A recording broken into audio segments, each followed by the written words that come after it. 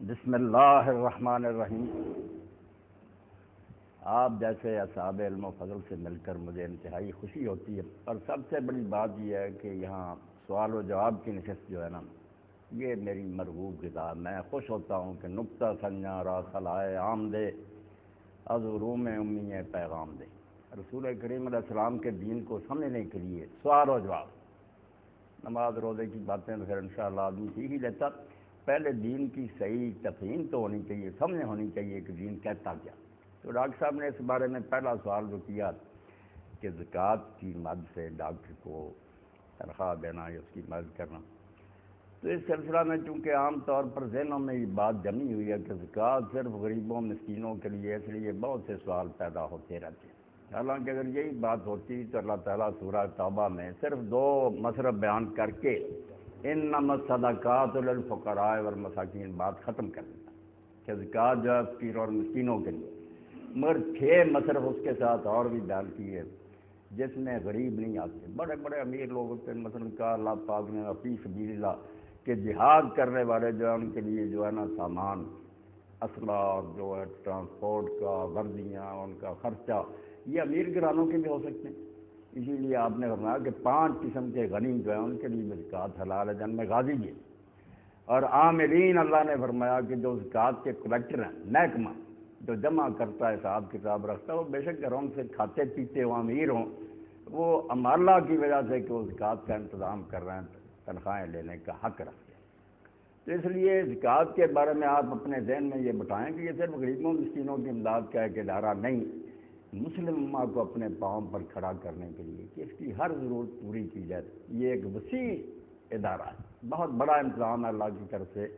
اس لیے اللہ پاک نے جو اس میں یہ بات کہی ہے کہ فقیروں اور مسکینوں کے لیے، وہ بھی یہ نہیں کہ فقیروں اور مسکینوں کو دے دو وہ جا کر کھا پی لیں، جیسے ڈاکٹر صاحب نے کہا کہ ان کے لیے اگر ڈسپینسریاں بنا دی جائیں، ان کے بچوں کے لیے اسکول بنا دے جائیں، وہاں مفت کتابیں اور وردیاں انہیں دی جائیں، تو یہ ساری چیزیں فقیروں مسکینوں کے لیے، تو یہ بالکل ٹھیک ہے۔ یہ جو سمجھتے نا تملیغ، ہمارے علماء نے ایک لفظ ایجاد کرے تملیغ، کہ زکوٰۃ تب ادا ہوگی کہ آپ کسی کے ہاتھ میں رقم دے دیں، اس کو مالک بنا دیں، وہ جو جی طے کرے۔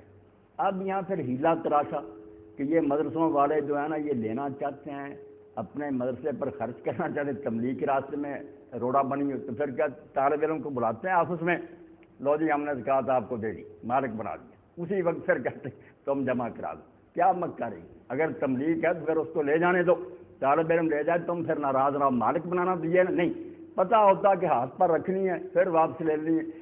تو اس مکاری کی کوئی ضرورت نہیں، کوئی تبلیغ نہیں دین میں، ان کے فائدے کے لیے بس غریبوں اور مسکینوں کے مفاد کے لیے، بے شک تملیغ کی شکل میں ہو، کسی کو ذاتی ضرورت ہے دے دیں، اور اگر اس طرح ہو سکتا ہے کہ ان کے لیے مدارس، ان کے لیے اسپتال اور دوسرے ادارے قائم کیے جا سکتے جس سے انہیں فائدہ پہنچے، تو یہ بھی ان کی زکوٰۃ سے بہترین مدد ہے، خرچ ہونی چاہیے کھلے دل سے۔ اور اس میں اگر ڈاکٹر حضرات بھی حصہ لیتے ہیں، وہ بھی مفت نہیں وقت دے سکتے، مفت اگر کوئی دیتا تو شاباش اس کی، مگر وہ کہتا میرے پاس اتنا ٹائم نہیں، تو یہ بھی غریبوں کے بھلے کے لیے نا کہ ڈاکٹر صاحب وقت دیں گے تو ان کا علاج ہوگا، آپ دے سکتے ہیں، بالکل اس میں کوئی رکاوٹ نہیں۔ اور فی سبیل اللہ کی مد تو عام تھی، جس کو آپ بھی انہوں نے خاص کر لیا کہ صرف یہ غازیوں کے لیے، حالانکہ یہاں کوئی قتال فی سبیل اللہ، یہ جہاد فی سبیل اللہ نہیں، کئی مدیں بیان کر کے اللہ نے پھر دائرہ کھلا کر دیا، وفی سبیل اللہ، ہر وہ کام جو کسی کی اپنی ذات سے تعلق نہیں رکھتا، اسلام اور مسلمانوں کی بڑائی کا ہے، لائبریریاں آپ بناتے ہیں، مسجدیں بناتے ہیں، ادارے قائم کرتے ہیں، یہ سب اس میں آ گیا۔ اس لیے امام راضی فرماتے ہیں بنا المساجد، کسی محلے میں مسجد نہیں وہاں مسجد بنا دینا، کہیں مدرسہ نہیں مدرسہ بنا دینا، فی سبیل اللہ۔ اور اسی کو ابن قیم رحمۃ اللہ نے سمیٹا کہ 8 جو مصرف ہیں ان کو 2 کیٹیگریوں میں تقسیم کیا، ایک کسی کی ذاتی ضرورت ہے وہ الگ ہے، ایک ہے ذاتی ضرورت نہیں، وہ کھاتا پیتا ہے مگر وہ غازی ہیں، وہ زکوٰۃ جمع کرنے میں ملت کے مفاد کے کام کے لیے، 2 یا اجتماعی مفاد یا کسی کی ذاتی ضرورت، ان میں سے جس پر بھی آپ خرچ کریں گے انشاءاللہ وہ زکوٰۃ کا صحیح مصرف ہوگا۔ اور یہ تو غریبوں کے علاج کے لیے بہت اچھی صورت ہے، بیچارے دوائیاں نہیں لے سکتے کہ ڈسپینسریاں کھول دی جائیں، وہاں جو ڈاکٹر وقت دے اس کی خدمت بھی اس سے کی جائے، کوئی حرج نہیں، وہ لے سکتا، بے شک وہ امیر بھی ہو، اس میں نہیں کوئی حرج۔ جی جی فرمایا آپ نے۔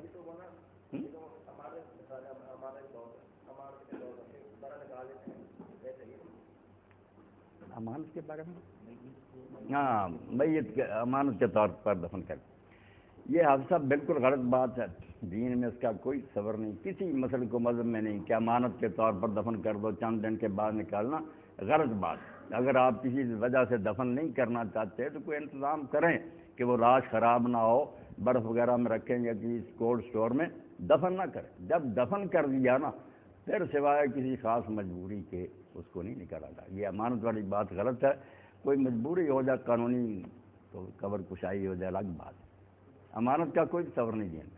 جی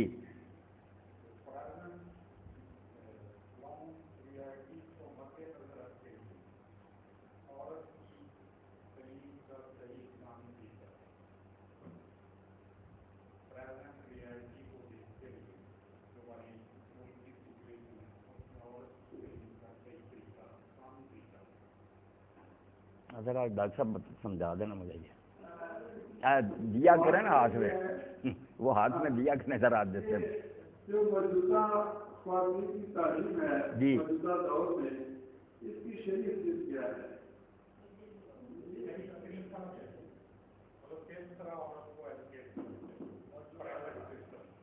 بالکل ٹھیک، موجودہ حالات کے تناظر میں عورت کی تعلیم کا کیا طریقہ اپنایا جائے، یہی کہہ رہے ہیں میرے بھائی۔ اس میں تو کوئی شک نہیں کہ جیسے علم مرد کے لیے ضروری ہے اسی طرح عورت کے لیے ضروری ہے، یہ جو سمجھنا کہ عورت کو تعلیم کے زیور سے آراستہ نہ کیا جائے تو نادانوں کی بات ہے۔ ام المومنین عائشہ رضی اللہ عنہا کا جو درس کا حلقہ تھا، مرد جو تھے پردہ کے پیچھے بیٹھتے، یہ قرآن سیکھنے والے آ رہے ہیں، تفسیر سمجھ رہے ہیں، پھر حدیث والے آ رہے ہیں، کوئی عرب کے انصاب سیکھ رہے ہیں کہ یہ قبیلے آپس میں کیا تعلق رکھتے ہیں، کیونکہ حضرت ابوبکر نے اس کے بڑے ماہر تھے تو ام المومنین کو بھی یہ علم حاصل تھا، شاعری تک لوگ سیکھتے تھے، تو علم میں کوئی رکاوٹ نہیں۔ بعد میں اسلامی تاریخ میں ہم دیکھتے ہیں کہ بڑے بڑے عالم جو ہے نا ان کی سند میں جیسے مرد استاد ہیں، کئی ایسی خواتین ہیں جن سے انہوں نے باقاعدہ حدیث پڑھی، ان سے سندیں لی، وہ بھی ان کی شیخ ہیں، ان کا ذکر آتا ہے کہ یہ صالح اور نیک اور یہ بھی استاد، علم میں کوئی رکاوٹ نہیں۔ باقی جو موجودہ علم جس کے بارے میں آپ پوچھ رہے ہیں، موجودہ نظام تعلیم، یہ تو آپ بچیوں کا کیا پوچھتے ہیں، یقین جانیں ہے تو بچوں کے لیے زہر کاٹ ہے، اس کو علم نہیں کہنا چاہیے۔ علم کے نام پر بہت بڑا دھوکہ کلیسا نے دیا ہے کہ یہ مغربی جو قومیں ہیں، اصل میں یہ مغرب ہے شیطان کے انڈے، یہ ناراض نہ ہو، مشرق سے دین گیا، عیسیٰ علیہ السلام بھی مشرق میں تھے، انہیں اگر کوئی روشنی تھوڑی بہت ملی مشرق سے، ورنہ یہ روم اور یونان جو نا سوائے یاشی کے، شراب، جنا، ان کے پلے ہمیشہ سے کچھ نہیں رہا۔ اور یہ جب دنیا کے انچارج بنے ہیں تو یہی ہے کہ پوری دنیا کو انہوں نے نا ایسا بنا دیا بدکار اور بدمعاش کہ ساری دنیا چیخ رہی ہے، کہیں علم کے نام پر یہ گمراہی پھیلا رہے ہیں۔ اس لیے وہ علامہ اقبال رحمۃ اللہ علیہ فرماتے ہیں یہ علم نہیں زہر ہے حرار کے حق میں، جس علم کا حاصل ہے جہاں میں دو کفے جاؤں۔ یہ صرف دیا انہوں نے کہ دو مٹھی روٹی، کہ کلرک بن جاؤ، ملازم بن جاؤ۔ ملازمت سکھانے کے لیے علم نہیں، کوئی نہ خدا کا پتہ نہ آخرت کا، نہ کوئی اخلاقیات، برباد کر گئے۔ تو بچیوں کا کیا کریں، ان کا تو پھر اور معاملہ خراب ہوگا۔ اور خصوصاً یہ مخلوط تعلیم جو ہے اس کے نتائج تو سب کے سامنے ہے۔ اللہ فضل فرمائے تو حفاظت فرمائے الگ بات ہے، ورنہ سنتے رہتے ہیں، پڑھتے رہتے ہیں، غلط نہیں۔ تو ظاہر ہی ہے، اسی لیے وہی علامہ اقبال رحمۃ اللہ علیہ بتاتے ہیں کہ فریب دان سے حاضر سے باخبر ہوں میں۔ اس کو علم نہ کہو، میں موجودہ زمانے کے علم کی چلاکیوں سے واقف ہوں کہ میں اس آگ میں ڈالا گیا ہوں مثل خلیل۔ مجھے بھی ابراہیم کی طرح اس نمرود کی آگ میں ڈالا گیا تھا، میں یورپ گیا اور بڑے بڑے دہریوں کا شاگرد رہا، مگر مجھے پتہ چل گیا کہ یہ علم کے نام پر دھوکہ دے رہے ہیں، ساری دنیا کو سکھا رہے ہیں کہ یہ دنیا خود بخود بنی ہے، دہریت۔ حالانکہ آپ سب حضرات پڑھے لکھے ہیں، دنیا میں شرک رہا، دہریت کبھی نہیں تھی۔ کوئی ایسے جانور نہیں پیدا ہوئے تھے جو کہیں دنیا کسی نے بنائی نہیں، خود بخود بن گئی۔ یہ اس دور میں یہ خبیث جانور پیدا ہوئے، ان کی برکت ہے۔ وہی کا انکار، کوئی الہامی روشنی نہیں ملی لوگ اپنی عقل سے حل کر سکیں۔ دین سے ہٹانے کے لیے جو کچھ اس دور کی تعلیم نے کیا، کسی چیز نے نہیں۔ اس میں سے تو جب بچ کر نکل جاتے ہیں وہ خلیل کی طرح ہی ہیں کہ آگ میں پڑے، اللہ نے بچا لیا، کوئی گھر میں اثرات تھے، کوئی دیندار لوگوں کے پاس بیٹھتے رہے۔ تو یہ پردہ کا انتظام اگر ہو، الگ ادارے ہوں۔ ہماری دینی جماعتوں کا بھی یہ ہے کہ دیر سے رو رہے ہیں، بچیوں کی یونیورسٹیاں بناتے نہیں۔ اگر حکومت نہیں بناتی، آپ لوگ اتنے ہی خیر خواہ ہیں تو ان بچیوں کے لیے تعلیم کا انتظام کریں، علیحدہ ادارے ہوں، وہاں خواتین پڑھائیں، تو پھر جہاں تک چاہیں آگے نکل جائیں، بالکل امام اور استاد بنیں، ٹھیک۔ مگر موجودہ جو نظام تعلیم اس میں تو آپ مجھ سے بہتر جانتے ہیں کتنی خرابیاں بھری ہوئی ہیں، علم کے نام پر جہالت کو فروغ دے رہے ہیں۔ جی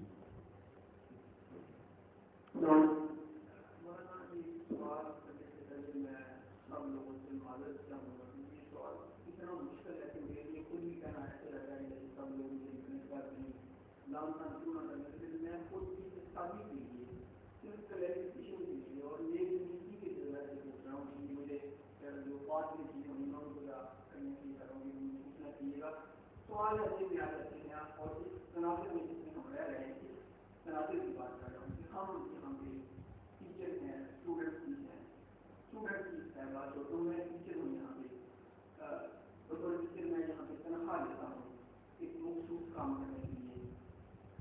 اب اسی طرح سے میں مسلمان بھی ہوں اور ہم یہاں اس حوالے سے یہاں ہم تکلیف ہوئی ہیں، تو بڑے ڈیلیکیٹ کا سوال ذہن میں آتا ہے کہ ہم تنخواہ لیتے ہیں ایک خاص کام کرنے کی، اس میں یہ چیزیں شاید شامل نہ ہو بھی سکتی ہیں، نہیں ہو سکتی، تو اس کو اس کی جسٹیفیکیشن کیا ہے؟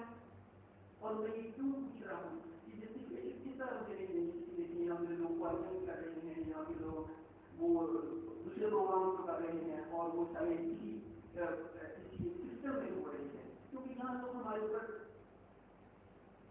باتیں سکھاتے ہیں، کرتے ہیں اور وہ الزامات لگاتے ہیں کہ اس طرح کی دیتے ہیں اور یہ کام کیا کر رہے ہیں، کیا یہ جن کو یہ دین سیکھنے اور سکھانے کی تنخواہ ملتی ہے یا کسی اور کام کی ملتی ہے؟ تو ہم اس طرح میں یہ بات پوچھ رہا ہوں کہ اس قسم کے جو پروگرام ہم کرتے ہیں ان کا متوازن کیا ہو سکتی ہے؟ ڈاکٹر صاحب نے جو بات کہی نا، یہی وہ علائد اسپتال میں جو نہیں نا دین سیکھنا چاہتے، جن کا ارادہ یہ ہے کہ لوگوں کو اس سے دور رکھا جائے، وہ ڈاکٹر حضرات بھی یہ آپ کیوں پروگرام کرتے ہیں یا آپ ملازمت کرتے ہیں، یہ ساری باتیں اس لیے کرتے ہیں کہ لوگوں کو نا ڈبو دیا جائے، دین سے ان کو بالکل غافل رکھا جائے۔ ورنہ ایسے پروگراموں میں جو لوگ شریک ہوتے ہیں وہ ماشاءاللہ اپنی ڈیوٹیاں پوری دیتے ہیں، جو ملازمت کے ہیں نا ان کے لیے فرائض اس میں کوتاہی نہیں کرتے، بلکہ ہو سکتا ہے وہ دوسروں سے بہتری سر انجام دیتے ہوں، صرف بہانے لوگ بنا لیتے ہیں کہ اور سب اگر کچھ ہوتے ہیں میوزک ہو، ناچ گانے، پھر کسی نے سوال نہیں اٹھانا۔ جب دین کی بات ہوگی پھر ایسے شوشے چھوڑیں گے، تو ان کو آپ سمجھیں کہ یہ صرف ہماری راہ کھوٹی کرنا چاہتے ہیں۔ دین کے راستے میں ڈاکوؤں والا فریضہ سر انجام دے رہا ہے، کسی بات کی طرف آپ دھیان نہ دیں، ایسی ملازمت اور ایسے قواعد جو نا لعنت بھیجنی چاہیے جو اللہ رسول کی بات سننے سے انسان کو روکے، اتنا وقت بھی نہ دے، کیا ہے وہ پھر ادارہ اور کیا وہ مسلمان کہلاتے ہیں، کوئی حرج نہیں، بالکل ڈاکٹر صاحب تسلی سے آپ سنا کریں، پوچھا کریں، باقی اپنی ڈیوٹیاں جو ہیں وہ بالکل ایمانداری سے دینی چاہیے، جب آپ اس کی تنخواہ لیتے ہیں تو فرائض میں کوتاہی نہیں ہونی چاہیے۔ جی میرا سوال جی یونیورسٹی کے حوالے سے اور جو معاشرے میں ایک روش چل نکلی ہے انسانی جان کی حرمت کے حوالے سے جی کہ بنیادی حقوق میں انسانی جان کی حرمت، اس کے بارے میں بیان فرمائے کہ قتل اور اس طرح کی جو دوسری وارداتیں ہیں وہ سب کو پتہ بھی ہے کہ ان کا کتنی برائی ہے، لیکن اپنی جان کو اپنے ہاتھوں سے ضائع کر لینا یعنی خودکشی کے حوالے سے ہماری یونیورسٹی میں بھی ایسے واقعات کئی ہو چکے ہیں اور یہ تجربے ہو رہے ہیں، اور پھر ہمیں یہ کہا جا رہا ہے کہ اس کے لیے دین کے حوالے سے کوئی بات نہ کی جائے، یہ اپنے فرائض سے آپ صحیح طور سے عہدہ برا نہیں ہوتے، دین کے حوالے سے اس جان کی حرمت اس کے بارے میں بیان فرمائے، اور یہ اس یونیورسٹی میں یہ دینی اور سیکولرزم کے حوالے سے یہ سب کچھ ہو رہا ہے، ہم اپنے دین سے دور ہوتے جا رہے ہیں، تعلیم و تربیت میں جو شامل ہے چیزیں استاد کے فرائض میں وہ طلبا کی تربیت بھی شامل ہے، اور یہ پروگرام جو ہوتے ہیں تو تربیت کے حوالے سے بھی آپ بیان فرمائیں کہ ان کی کیا اہمیت ہے، اور یہ جو انسانی جان کی حرمت اس کا تحفظ یہ کسی کی جان اور اپنی جان میں کتنی ضروری ہے۔ بالکل ٹھیک بات ہے، اگر تعلیم کی غرض و غایت صرف یہی ہو کہ لوگوں کو کتابیں رٹا دینی ہیں، وہ پرچے حل کریں اور سند لے لیں، تو یہ پھر علم کوئی نہیں، اس کو علم کہنا پھر علم کے لفظ پر ظلم ہوگا۔ جیسے ڈاکٹر صاحب نے فرمایا یہ پڑھنے پڑھانے سے اصل مقصود ہے کہ اس کو اچھا انسان بنا جائے، اس کی تربیت کی جائے، اگر تربیت نہیں ہوتی تو وہ ڈگری ہولڈر اور کتابیں اس پر لدی ہو تو یہ میرا سپارہ، جیسے قرآن کہتا ہے گدھا اس پر کتابیں لدی ہے، انسان نہیں بنا، انسان بنانا، اس لیے تربیت جو ہے اصل مقصود ہے، کتابیں وغیرہ پڑھانے لیکچروں سے یہ ہونا چاہیے استاد کے ذہن میں کہ کتابیں بھی میں نے پرانی مضمون مگر ان کی نگرانی کرنی، شریف بچے بنا کر انہیں نکالنا، یا یہ اگر ذہن میں نہیں تو ان اداروں کی کوئی ضرورت نہیں، ان کو ڈائنامیٹ سے اڑا دینا چاہیے، یہ کوئی فائدہ نہیں ان کا اتنے لاکھوں کروڑوں خرچ کرنے کا، اگر انسان نہیں یہ بناتے کیا فائدہ کہ ڈاکو اور چور پیدا کر دے تو کوئی نتیجہ خیز نہیں یہ تعلیم۔ تو بالکل یہ ٹھیک بات ہے کہ تربیت ہونی چاہیے، اور یہ خون ریزی کے بارے میں جو واقعی دین میں سب سے زیادہ بڑا جرم جو ہے شرک کے بعد وہ قتل، کہ کسی کو مار دینا، اسی لیے اللہ تعالیٰ فرماتا ہے کہ جو ایک آدمی کو قتل کرتا ہے اس نے گویا سارے انسانوں کو قتل کیا، ایک بری رسم شروع کر دی، قانون جو ہے نا اس کی مٹی پلید کر رہی ہے، دروازہ کھول گیا کہ جو آدمی چاہے دوسرے کو قتل کر رہے، اسی لیے رسالت مآب علیہ السلام نے فرمایا کہ آدم علیہ السلام کا پہلا بیٹا جس نے اپنے بھائی کو قتل کیا، اب جب بھی کوئی قتل دنیا میں ہوتا قیامت تک اس کے کھاتے میں ایک قتل اور درج ہوتا جاتا، قیامت کے اتنا بوجھ اٹھائے گا کہ تم نے یہ بری سنت جاری کی، یہ طریقہ شروع کیا اور لوگ اس پر چل پڑے۔ تو خون ریزی سے بڑھ کر اللہ کو کوئی ناپسند چیز نہیں۔ اللہ رب العالمین نے اپنے رسول کے ذریعے یہ اعلان فرمایا، حضور فرماتے ہیں کئی لوگ نیکیاں کر کے جنت کے اتنے قریب ہوں گے صرف بارش رہ جائیں گے، دہلیز دیکھ رہے ہوں گے جنت کی، ایک چلو بر خون، مرا نہیں آدمی، صرف چلو بر خون کسی کا اس نے نکالا، وہ راستے میں کھڑا ہو جائے گا کہ اس کو کیوں جنت میں بھیج رہا ہوں، تو جہنم بھیج دیا جائے گا۔ اس لیے خون کرنا کسی آدمی کا یہ درست نہیں، مگر اس کے ساتھ ہی دین میں یہ پہلو بھی ہے جس کو یہ مگر نہ خود بم برسا رہے ہیں، 8 اور 10 لاکھ بچے مار رہے ہیں، اپنی دہشت گردی نہیں نظر آتی۔ ہم مہذب طریقہ سے باصول طریقہ سے اگر کہیں جنگ کرتے ہیں مقصد کی تحت بھائی مچا دیتے ہیں کہ یہ دہشت گرد ہیں، ایسے یوں ہیں، اللہ نے اسی لیے واہ واہ کرانے کے لیے بےہودہ بات نہیں کہی غیر متوازن کہ قتل کرو ہی نہیں، جہاں آتا وہاں الا بالحق، ہاں اگر قانون کے تحت قتل ضروری ہو جائے تو پھر نرمی کرنا بیوقوفی ہے، پھر قتل ہی عبادت ہے، کسی نے کسی کو قتل کیا قصاص، وہاں اگر نرمی کرے کہ چلو جی جرا جو مر گیا مر گیا، اب اس بیچارے کو کیوں مرے، یہی مغرب نامراد کہتا ہے مجرم جائیں یہ نفسیاتی مریض ہوتے ہیں ان سے ہمدردی ہونی چاہیے، بھئی وہ قتل کر رہے ہیں آپ چھٹی دے رہے ہیں، اسلام نے کہا وَلَكُمْ فِي الْقِصَاصِ حَیَاتٌ، ناحق قتل کرنا جتنا گناہ ہے، حق کے ساتھ قتل کرنا اتنی ہی بات ہے۔ اس کو قتل کرو تاکہ لوگ بچے رہیں، ورنہ قاتل کو قتل نہیں کرو گے زمین فساد سے بھر جائے گی۔ شادی شدہ زانی کے بارے میں کہا ایسے جو فساد برپا کرنے، تو اللہ نے متوازن رکھی بات۔ وہ بدھ مت اور عیسائی مذہب جو تھا اس نے کیا جو دیا کہ ادھر تھپڑ مارے دوسرا کر دیں۔ ان عیسائیوں سے آپ پوچھیں کہ 1900 سال ہو گیا، کبھی اس پر عمل ہوا؟ تم نے دوسرا رخسار کیا، لوگوں کے علاقے چھینتے ہو، جنگیں لڑتے ہو، اور جتنی خون ریزی تم نے کی ہے کسی مذہب نے عمل نہیں ہو سکا۔ اس لیے دین نے پہلے ہی وہ بات کی، جانچ توڑ کر بیلنسڈ، کہ ناحق نہ قتل کرنا، اس سے بڑا کوئی جرم نہیں۔ اور اگر قانون کے تحت کوئی شخص واجب القتل ہو جائے پھر کسی کو نرمی نہیں کرنی چاہیے، اس گندے عضو کو کاٹ دینے سے ہی باقی جسم بچے گا، ورنہ اگر اس پر تم رحم کرو گے تو ساری سوسائٹی برباد کر دیں گے لوگ ایسے۔ دین نے متوازن بات کہی کہ ناحق نہ کرو، حق کے ساتھ اگر قتل کرنا پڑے تو کرو۔ اب ہماری جنگیں جو ہوتی تھی آپ دیکھنے کہ عورتوں کو قتل نہیں کرنا، بچوں کو نہیں کرنا، بوڑھوں کو نہیں، جو عباد گاؤں میں درویش بیٹھے ان کو نہیں، میدان جنگ میں جو جوان سامنے آتے تھے اور ان کو قتل کرنے کے بعد ان کا حلیہ نہیں بگاڑنا، ناک کان نہیں کٹنا، کتنی مہذب جنگ تھی۔ اور وہ بھی با مقصد، حضور نے فرمایا اگر تم ایک رسی لینے کے لیے جاؤ گے لالچ کے لیے دوزخ میں چلے جاؤ گے، اگر صرف ناموری اور شہرت کے لیے کہ مجھے تمغہ ملے جہنم، یہ جہاد فی سبیلہ نہیں ہوگا۔ جہاد فی سبیلہ تو ایک نیم کا گھونٹ ہے، کڑوا، کہ جان اپنی دینی اور نیت یہ کہ دنیا سے فساد ختم ہو۔ فساد ختم کرنے کے لیے جو لوگ اٹھتے ہیں وہ مجاہد ہوتے ہیں، دہشت گرد نہیں ہوتے۔ جب بدماشوں نے زمین کو فساد سے بھرا ہوتا، ظلم کر رہے ہوتے علاقوں میں، تو جو لوگ اٹھ کھڑے ہوتے ہیں کہ ان مجنونوں سے، ان پاگلوں سے ہم بندوق چھین لیں، ان ظالموں سے اقتدار چھینے کہ نہ دنیا پر فساد برپا کر، ورنہ نہ کسی کا مذہب تبدیل کرانا۔ کوئی نہیں مسلمان ہونا چاہتا، قطعاً نہیں اس پر جبر ہوگا، وہ رہے ہماری ریت بن کر رہے، پرامن زندگی گزارے، اپنے گرجوں میں بات کرے، مگر دنیا میں فساد نہیں برپا ہم کرنے دیں گے۔ بے شک مسلمان کرے غیر مسلم کرے، فساد کا خاتمہ جو ہے اس کے لیے جو اٹھتا ہے وہ ہے اصل میں مجاہد چیز، ورنہ کسی اور غرض کے لیے اگر کوئی لڑے وہ اپنی جان بھی ضائع کرتا ہے، مجرم بھی بنتا۔ جی خودکشی کی بات ہوئی، خودکشی بھی اتنا بڑا جرم ہے، توبہ توبہ۔ دوسرا تو قتل کرے تو چلو اس نے قتل کر دیا، خودکشی تو رسول کریم علیہ السلام نے فرمایا جس نامراض نے یہ کی اب دوزخ میں بھی اس کو یہی سزا ملے گی کہ وہ بار بار زندہ کیا جائے گا اور اسی طریقہ سے مرے گا جس طریقہ سے اس نے اپنے آپ کو ختم کیا۔ اگر زہر پی کر مرا پھر زہر پیے گا، پھر زندہ، پھر، اور اگر گلا گونٹ کر، یعنی اس کی سزا ہی نہیں ہوگی کہ افضل آباد تک بھگتتا رہے گا کہ تم نے جلدی کی تھی کہ میں جان چھڑا لوں، کیوں صبر نہیں کیا؟ اگر مصائب اور مشکلات بھی تھے حوصلہ کر کہ جو اس دنیا کو چلا رہا، اگر میرا امتحان کر رہا تو میں اس کے بھروسے پر برداشت کروں۔ تم نے جلدی سے جان ختم کر رہی کہ میں چھوٹ جاؤں، چھوٹے نہیں، اب ہمیشہ کے لیے اسی طرح تم مرتے رہو گے اور بھگتتے رہو گے۔ بہت بڑا جرم خودکشی، اللہ کے رسول علیہ السلام نے اس سے روکا۔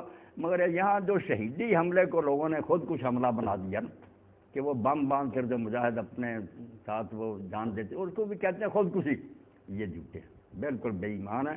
یہ چاہتے ہیں کہ لوگ کوئی بہادری کا کام ہی نہ کریں، پھر تو جو جنگ میں جاتا ہے سپاہی خودکشی تو کر کے جاتا، دوسرے کو مارے یا نہ مارے، مرنے کے لیے تو گیا وہ میدان ہے، ورنہ وہ جنگ کیوں کرنے جاتا؟ فوجیں کیوں رکھی ہوئی آپ نے؟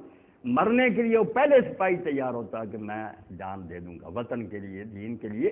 تو یہ خودکشی نہیں، یہ شہیدی۔ اس کے لیے آپ ایک واقعہ دیکھیں، جب قسطنطنیہ کا محاصرہ تھا، حضرت ابو ایوب انصاری رضی اللہ عنہ بھی ساتھ تھے، تو ایک مسلمان آدمی رومیوں کے گروہ میں گھس گیا، تنہا ہی چلا گیا لاکھوں کے مجمع۔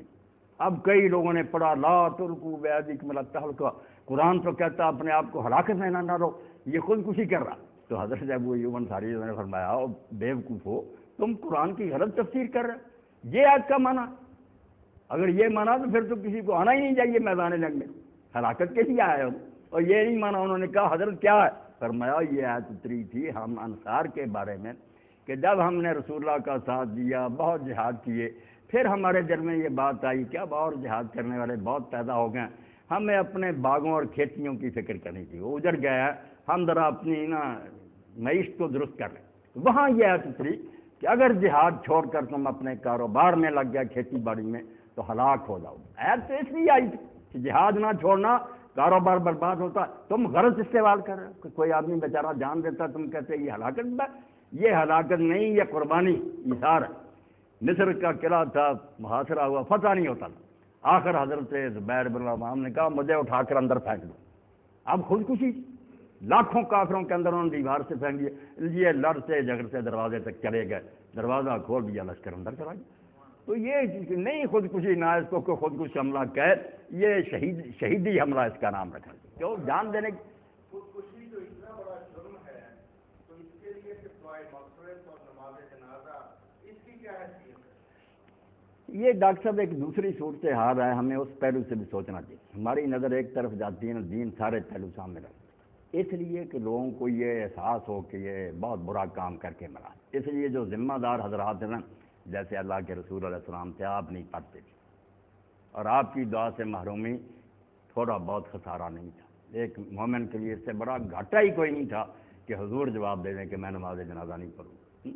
اسی لیے ایک جنازے پر جب آپ نے کہا کہ اس کے ذمہ کو قرض ہے, لوگوں کا ہے, فرمایا کچھ چھوڑ گیا جائیداد جس سے قرض ادا ہو جائے؟ نہیں. فرمایا جاؤ اپنے بھائی کا پڑھو. اب اندھیر چھا گیا مسلمانوں کی آنکھوں کے سامنے کہ ایک مسلمان پڑھا, اللہ کے رسول نے سفارش سے انکار کرے. تو اس وقت ایک مسلمان نے کہا اللہ کے رسول آپ اس کو دعا سے محروم نہ رکھیں, میں اپنے ذمہ قرض لیتا ہوں, میں اس کا قرض دوں گا, آپ دعا کریں. تو آپ یہ جتانے کے لیے کہ خود کسی معمولی جرم نہیں, خود نہیں پڑھتے تھے, مگر اس کا یہ مطلب نہیں کہ لوگوں کو بھی روک لیتے. یہ غلط معنی لے لیا کہ کوئی بھی نہ پڑھے, کیونکہ کبھی کوئی مسلم جنازے کے بغیر دفن نہیں. ایسا نہیں ہو کہ ویسے ہی لوگوں نے پھینک دیا. مسلمان پڑھتے, حضور نہیں پڑھتے تھے, مسلمان باقی پڑھتے تھے. اور اس کی وجہ بھی علامہ ابن حزم فرماتے ہیں, یار جتنا بڑا گناہ اس سے ہوا, اللہ جو چاہے فیصلہ کرے, اس کے حالات وہ بہتر جانتا. ہمیں نہیں چاہیے کہ ہم دھکا دیں کہ ہم نے اس کو دوزخ میں بھیجنا. ہم بندے ہیں, مخلوق ہیں, ہمیں چاہیے اللہ کے ہم منت سماجت کریں کہ اللہ معاف فرما. جتنا زیادہ قصور اتنی زیادہ جائیں. کیسا پہلو ہے کہ ہمارا کام منت سماجت, باقی مالک اپنے قانون کے مطابق جو مناسب سمجھے گا. خودکشی کرنے بھی لائے بھی ڈاکٹر صاحب کئی ہو سکتا ہے کہ بیچارے بے بس ہی ہو گئے, ان کے بس میں نہیں رہا, حالات نے ایسا ان کو پیس دیا. چاہیے تو تھا حوصلہ کرتے, مگر وہی غریب جانتے ہیں کیا بنی تھے ان کی جان پر. اس لیے اللہ تعالیٰ پورے عدل اور رحم کے ساتھ ہر ایک کے حالات جانتا ہے, فردن فردن وہ فیصلہ کرے گا کہ اس کے ساتھ کیا معاملہ کرنا. مخلوق کا کام یہی ہے کہ مالک کے یہاں دعا کرے کہ اللہ بخش اس کو. باقی اچھے لوگ جو نا علماء اور دیندار, انہیں چاہیے کہ ضرور لوگوں کو متوجہ کرنے کی کہیں کہ ہم نہیں جائیں گے. جی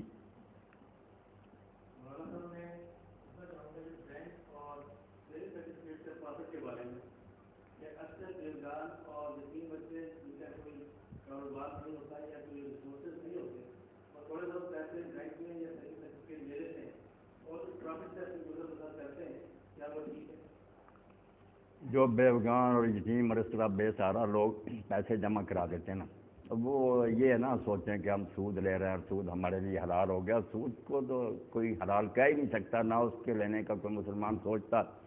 اللہ کے رسول نے جو زنا سے بھی 36 گنا, ماں کے ساتھ زنا سے بھی 36 گنا زیادہ گناہ کرا دیے, ایک جرم ایک چورنی. تو اس لیے یہ حلال تو نہیں ہو سکتا, مگر کیونکہ سوسائٹی پر ان کا حق ہے, مسلمانوں کے مالوں میں ان کا حق ہے کہ لوگ ان کی سرپرستی کریں. اگر وہ بھول گئے اور کوئی بیت المال نہیں, کوئی حکومت ان کی فکر نہیں کرتی, تو پھر یہ سمجھ کر, سود نہیں, یہ سمجھ کر وہی حق جو اللہ نے ہمارا مقرر کیا, اگر یہ لوگ نہیں دے رہے اور اس طریقہ سے ہمیں آ رہا تو لے لیں.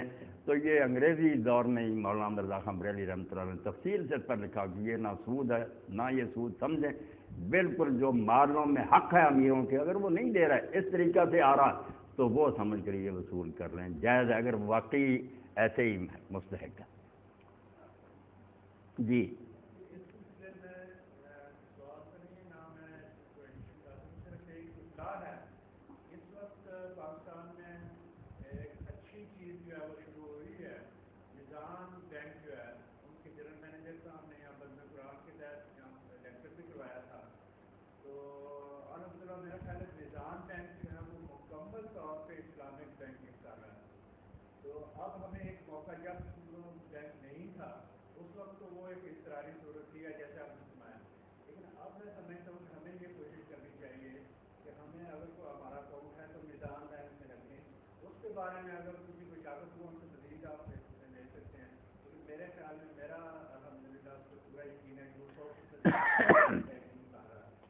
اگر ایسی صورتحال پیدا ہوئی جیسے چیمہ صاحب نے بیان فرمایا تو ضرور اس کے بارے میں واقفیت حاصل کر کے لوگوں کو اس طرف رجوع کرنا چاہیے. پھر تو ہمارا عذر کوئی نہیں رہا, اگر کوئی ایسا ادارہ بنا ہے تو اس کی سرپرستی کرنی چاہیے، تعاون کرنا چاہیے.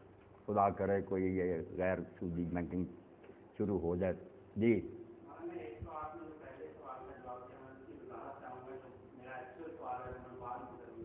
آپ نے کہا کہ اسلام نے بیلنس رکھا ہے، کچھ حالات میں اس نے قتل کرنے کی اجازت دی ہے. اب یہ کون فیصلہ کرے گا کہ یہ قتل جائز ہے یا نہیں؟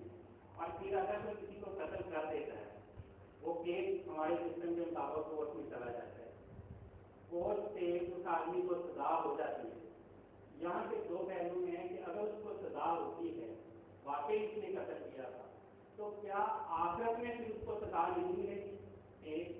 اور دوسرا یہ اس کا حصہ کہ اگر وہ کوئی اور آدمی پھنس جاتا ہے، اس نے قتل نہیں کیا ہے، کسی اور آدمی کو سزا ہو جاتی ہے جو بیچنا ہے، اس نے قتل نہیں کیا، تو کیا اس کے بدلے میں وہ جو جج ہوگا جس سے غلط فیصلہ ہوا ہے اس سے آگے والے سے پوچھا جائے گا؟ یہ تو آپ کے پہلے سوال سے پوچھنے میں میرا سوال. ہاں ذرا اس کو پہلے اس کو حل کر لینا.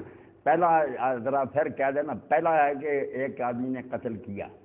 پہلے تو یہ فیصلہ کون کرے گا کہ یہ قتل جائز ہے یا ناجائز ہے؟ آپ نے کہا کہ اسلام نے بالکل بیان نہیں کیا کہ قتل کرنا ہے. نہیں. تو کون یہ فیصلہ کرے گا کہ یہ قتل جائز ہے یا ناجائز ہے؟ یہ تو نہیں، ہر آدمی نہیں کر سکتا. جیسے یہ فیصلہ کرنا کہ اس آدمی کا یہ عضو سڑ گیا ہے، اس کو کاٹے بغیر باقی جسم نہیں بچ سکتا، یہ کسی ماہر ڈاکٹر کا کام ہے. ویسے کو اٹھے اور کسی کا بازو کاٹ دے، جرم نہیں ہوگا نا، ظلم کرے گا وہ. تو جیسے وہ ضروری ہے نا کہ سڑا ہوا عضو کاٹنا ضروری ہے باقی جسم کو بچانے کے لیے، اسی طرح جو گندے عناصر ہیں نا، گنڈے بدماش، ان کا قتل جائز نہیں، فرض ہے کہ ان کو ختم کرو تاکہ باقی لوگ امن کی نیند سوئیں. باقی فیصلہ جو ہے نا، یہ نہیں ٹھیک بات کہ ہر آدمی اپنے طور پر اٹھے اور لوگوں کو قتل کرتا پھرے. یہ کورٹ کا ہی کام ہے. اگر کسی کو شکایت ہے عدالت میں جائے، عدالت فیصلہ کرے گی کہ اس کو سزائے موت دینی چاہیے، انارکی نہیں ہونی چاہیے، ضابطے کے تحت کارروائی ہوگی. باقی جس نے قتل کیا اور وہ عدالت میں گیا اور جج نے، آپ نے سوال کیا دوسرا ذرا دہرا دینا. اگر تو اس نے قتل کیا ہے، واقعی جج نے اس کو سزا دے دی، ٹھیک ہے، اس کو اس دنیا میں سزا ملے، کیا آخر میں اس کو ایک قتل کی سزا نہیں ملے گی؟ ہاں، یہ بھی بہت اہم سوال ہے. صرف قتل کے بارے میں نہیں، دوسری سزائیں بھی. کسی زانی کو سنسار کر دیا گیا یا کوڑے پڑے، چور کا ہاتھ کاٹ دیا گیا، تو اس پر پھر سوال پیدا ہوا، بڑی بحث ہوئی علمی کہ آیا حدود کفارات ہیں یہ سزائیں جب مل جاتی ہیں اس سے گناہ مٹ گیا یا پھر وہ آخرت میں پکڑا جائے گا؟ تو اس بارے میں ڈاکٹر صاحب جو صحیح بات ہے وہی ہے کہ نہ تو ہر شخص کے لیے یہ کفارہ کہ ہر شخص کو یہاں سزا مل گئی بچ گیا، کئی یہاں بھی بھگتیں گے، آگے بھی بھگتیں گے. یہ وہ لوگ ہیں جو خود پیش نہیں ہوئے، انہوں نے توبہ نہیں کی، نہ شرمسار ہیں، پکڑے گئے، گواہیاں بھگتیں، وہ تو انکار ہی کرتے رہے مگر پھنس گئے. ایسے لوگ تو آخرت میں ہی بھگتیں گے، ان کا گناہ معاف نہیں، وہ گناہ اسی طرح چمٹا ہوا انہیں. ایک وہ لوگ ہیں جو حضرت معاذ رضی اللہ عنہ کی طرح کے تھے کہ گناہ ہو گیا، خود حضور کی خدمت میں آئے، اقرار کیا کہ مجھ سے بدکاری ہو گئی، آپ حضور ہمیں پاک کریں. آپ نے منہ پھیر لیا، دوسری طرف آ کر اقرار، 4 اقرار کیے. حضور نے کہا اس کا منہ سونگو، بے ہوش تو نہیں؟ پوچھا نشہ تو نہیں اس نے پیا؟ اس کے قبیلہ والوں سے پوچھا کہ اس کی عقل ٹھیک ہے؟ کیونکہ آپ جانتے تھے کہ یہ اقرار جو کر رہا سزا تو ہے سنسار، پتھروں سے ماریں گے اس کو. یہ اقرار جو بیچارہ کر رہا ہے تسلی ہونی چاہیے کہ ٹھیک. مگر جب وہ مار دیے گئے تو اس کے بعد آپ نے دیکھا کہ دوسرے یا تیسرے دن لوگ جمع تھے ایک جگہ. کوئی کہہ رہا تھا مائل یار بری حرکتوں سے باز نہ آیا، کتے کی موت مرا پتھروں سے. کوئی کہہ رہا تھا یہ اب نہیں برا کہنا چاہیے.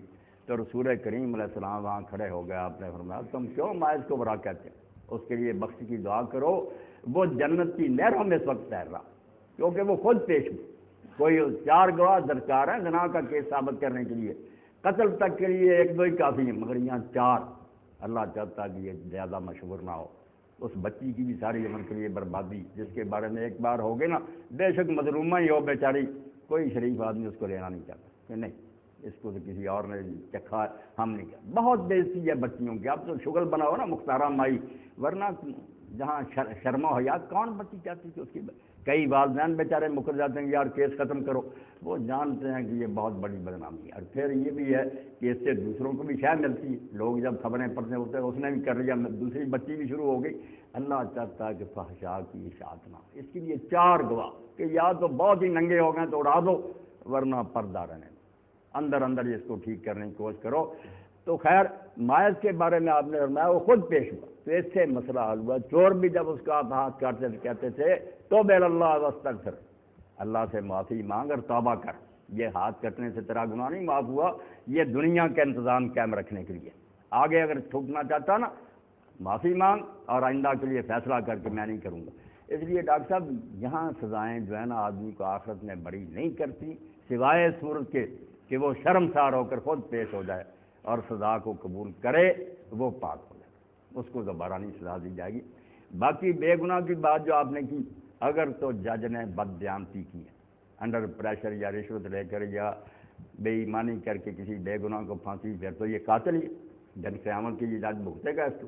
اور اگر اس نے ایمانداری سے پوری چھان بائیں کی, جو اس کے سامنے گواہی آئی, پروف پیش ہوا, اس نے اس پر غور و فکر کیا, کوئی اپنی طرف سے ہیرا پھیری نہیں کی, سمجھ یہی ہے کہ یہ قاتل, اس نے اگر اس کو سزائے موت دے دی تو اس کو کوئی سزا.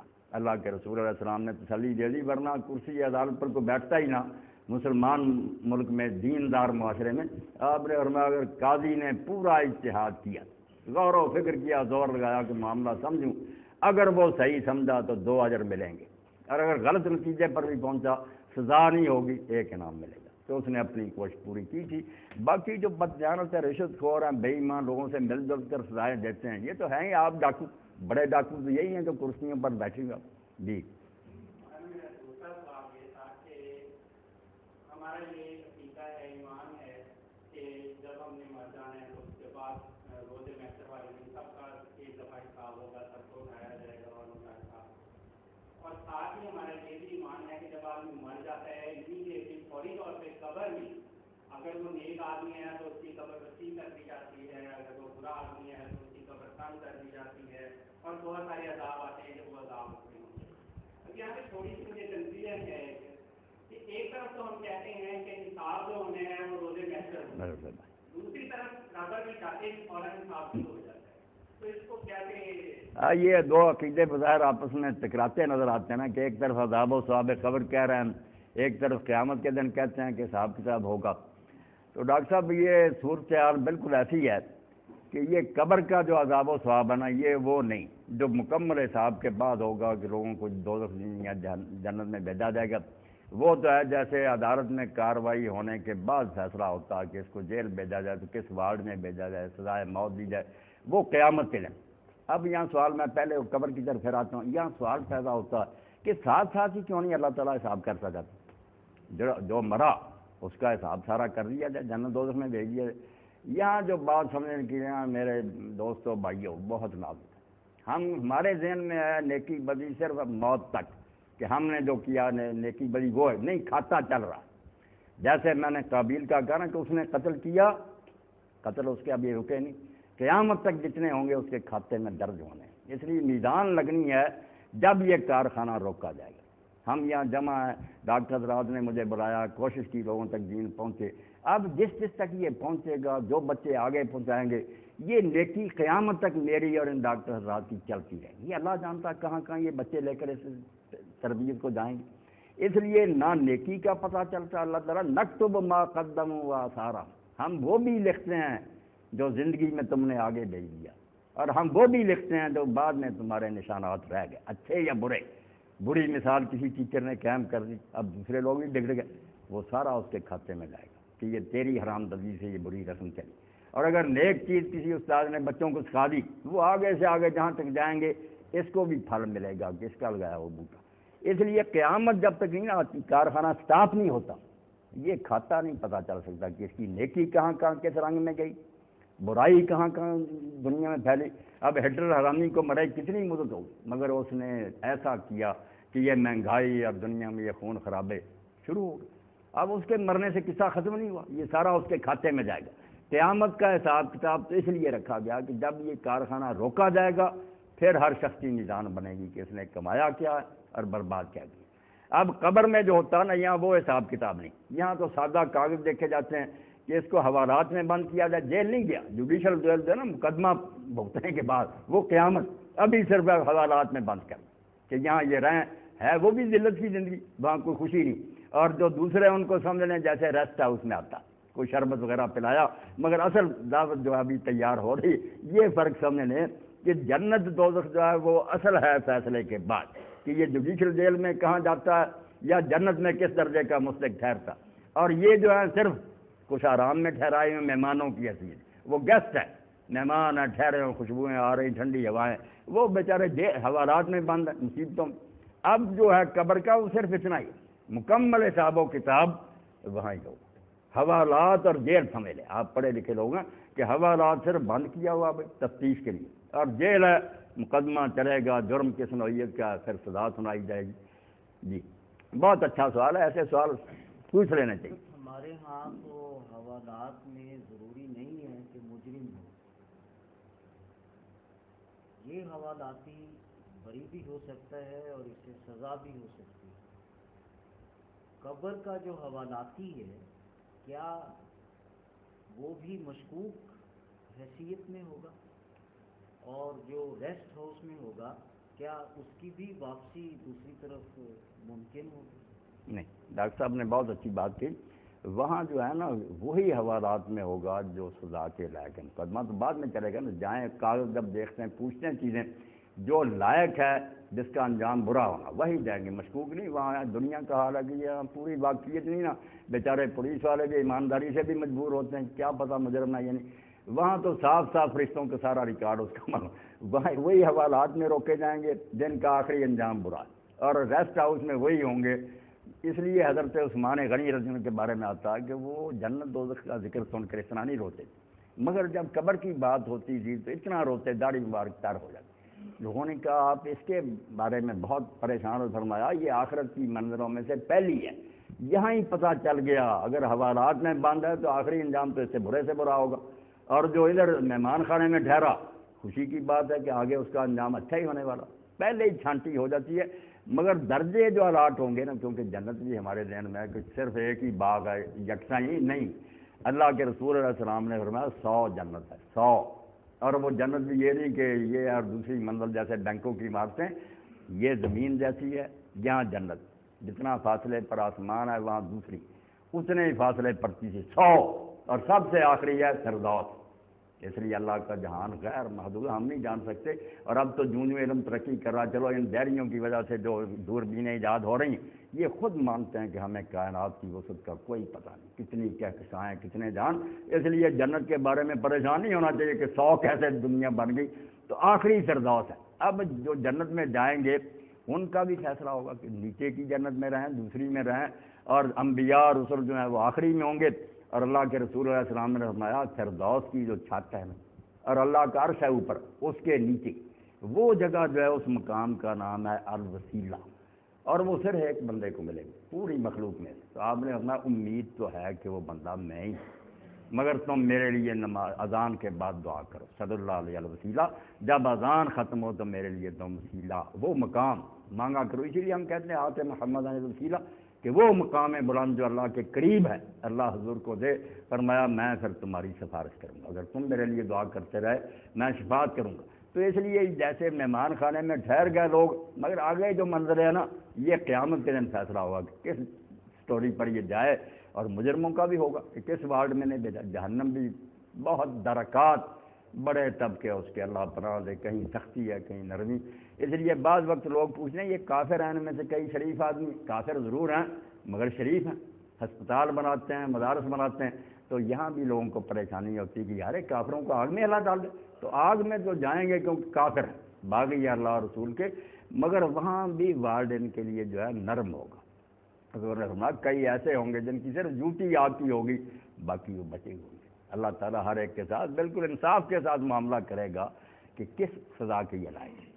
جی حضرت ایک وضاحت چھوٹی سی، جی بم بلاسٹ جو نیک نیتی سے آپ نے فرمایا کہ یہ ایک شہیدی عمل ہوگا کسی برائی کے خلاف یا کسی برائی کے خلاف، نیت صاف ہونی چاہیے ورنہ جہنم۔ بم بلاسٹ میں ایک تو وہ شخص جو ٹارگٹ ہے وہ ہٹ ہوا یا نہ ہوا، جی لیکن اس کے ساتھ 10 اور بے گناہ مارے گئے، بچے یتیم ہوئے، اور ان کی خاندان بے شمار مسائل کا شکار ہوئے۔ ان کا قتل اس کی نوعیت کیا ہوگی اور ان کے پسماندان کس سے انصاف کریں؟ ڈاکٹر صاحب کی بات آپ سب لوگوں نے سنی. یہ اکثر سوال اخبارات میں بھی آتا ہے, لوگ علماء سے پوچھتے ہیں کہ عورتیں بچے مارے جاتے ہیں, بے حوا ہو جاتی ہیں عورتیں, یتیم ہو جاتے ہیں, کئی بے گناہ مارے جاتے ہیں. اب یہی بات ہے کہ جو لوگ صرف نظریاتی ہے نا وہ تو پریشان ہوتے ہیں کہ یہ کیا ہو گیا, مگر جو عملی لوگ ہیں وہ جانتے ہیں کہ اس کے بغیر چارہ ہی نہیں. کیسے پہلے الگ کر لیا جائے کہ بچے الگ ہو جائیں. اور یہ شکر ہے کہ خود نبی علیہ السلام کے زمانے میں یہ چیزیں طے ہوئی اور بعد میں بھی فقہاء اسلام نے ان کو واضح کیا, ورنہ بڑی مشکل تھی مسلمان فوجوں کے لیے کہ پہلے اس شہر سے کس طرح وہ عورتوں مردوں کو باہر نکال دیں اور دوسروں سے جنگ کریں. تو فرمایا بالقصد, ارادہ ہی کر کے کہ بچوں اور عورتوں کو مارنا, جبکہ تم بچ سکتے ہو ان کو مار, پھر تو ہے جرم. اور اگر صورتحال ایسی ہے کہ ان کو الگ نہیں کیا جا سکتا, لوگوں نے کہا یا رسول اللہ ہم منجنیق کے لیے پتھر برساتے ہیں, وہاں عورتیں مرد, فرمایا ہم من ہوں, وہ بھی مشرکوں میں ہی ہیں, ان کے ہی ہیں, وہ مارے جاتے ہیں, پھر کیا کریں. وہ ٹھیک ہے, وہ مجرم نہیں ہے, کوئی نہیں, اللہ ان کو معاوضہ بھی اگلی دنیا میں دے گا کسی نہ کسی شکل میں, مگر یہاں چارہ نہیں اس کے بغیر. حتیٰ کہ یہ بھی ڈاکٹر صاحب صورتحال سامنے آئی کہ اگر مسلمان قیدی ہوں کفار کے پاس اور وہ یہ ہیلا کر لے کہ مسلمانوں کو آگے کھڑا کر لیں. اب مسلمان تیر چلانا چاہتے ہیں, یہ گولی تو کیا دیکھتے رہیں کہ یہ مسلمان آگے, فرمایا مارو ان کو, وہ شہید ہو جائیں گے, اللہ ان کو اجر دے گا, راستہ صاف کرو, ورنہ وہ کافر تو اس میں پناہ لے لیں گے, چلاکی کریں گے. تو یہ ساری چیزیں باقاعدہ فقہ الجہاد میں طے ہوتی, ہر مسئلے کا علماء نے حل کر دیا کہ جان بوجھ کر بے گناہوں کو خام خواہ مارنا یہ جرم ہے. مگر ایسی صورتحال اگر ہو کہ نہیں چاہ رہا اس کے بغیر, تو پھر آپ کی نیت نہیں ہونی دل میں یہ کہ میں ان بچوں کو نہیں مار رہا, میں تو ان ظالموں کو ہٹ کر رہا ہوں, اگر یہ بیچارے مر رہے ہیں تو اللہ ان پر رحم کرے گا. اس کے بغیر چارہ, ورنہ جنگیں کیسے لڑیں گے آپ. مجاہدین کو تو چھوڑیں, پھر تو بدھ بھی بننا پو بھکشو کہ جنگ سے سر رکا کر جنگل میں بیٹھ جائیں.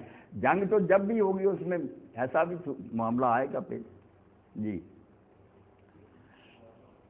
جی پوچھیں. جی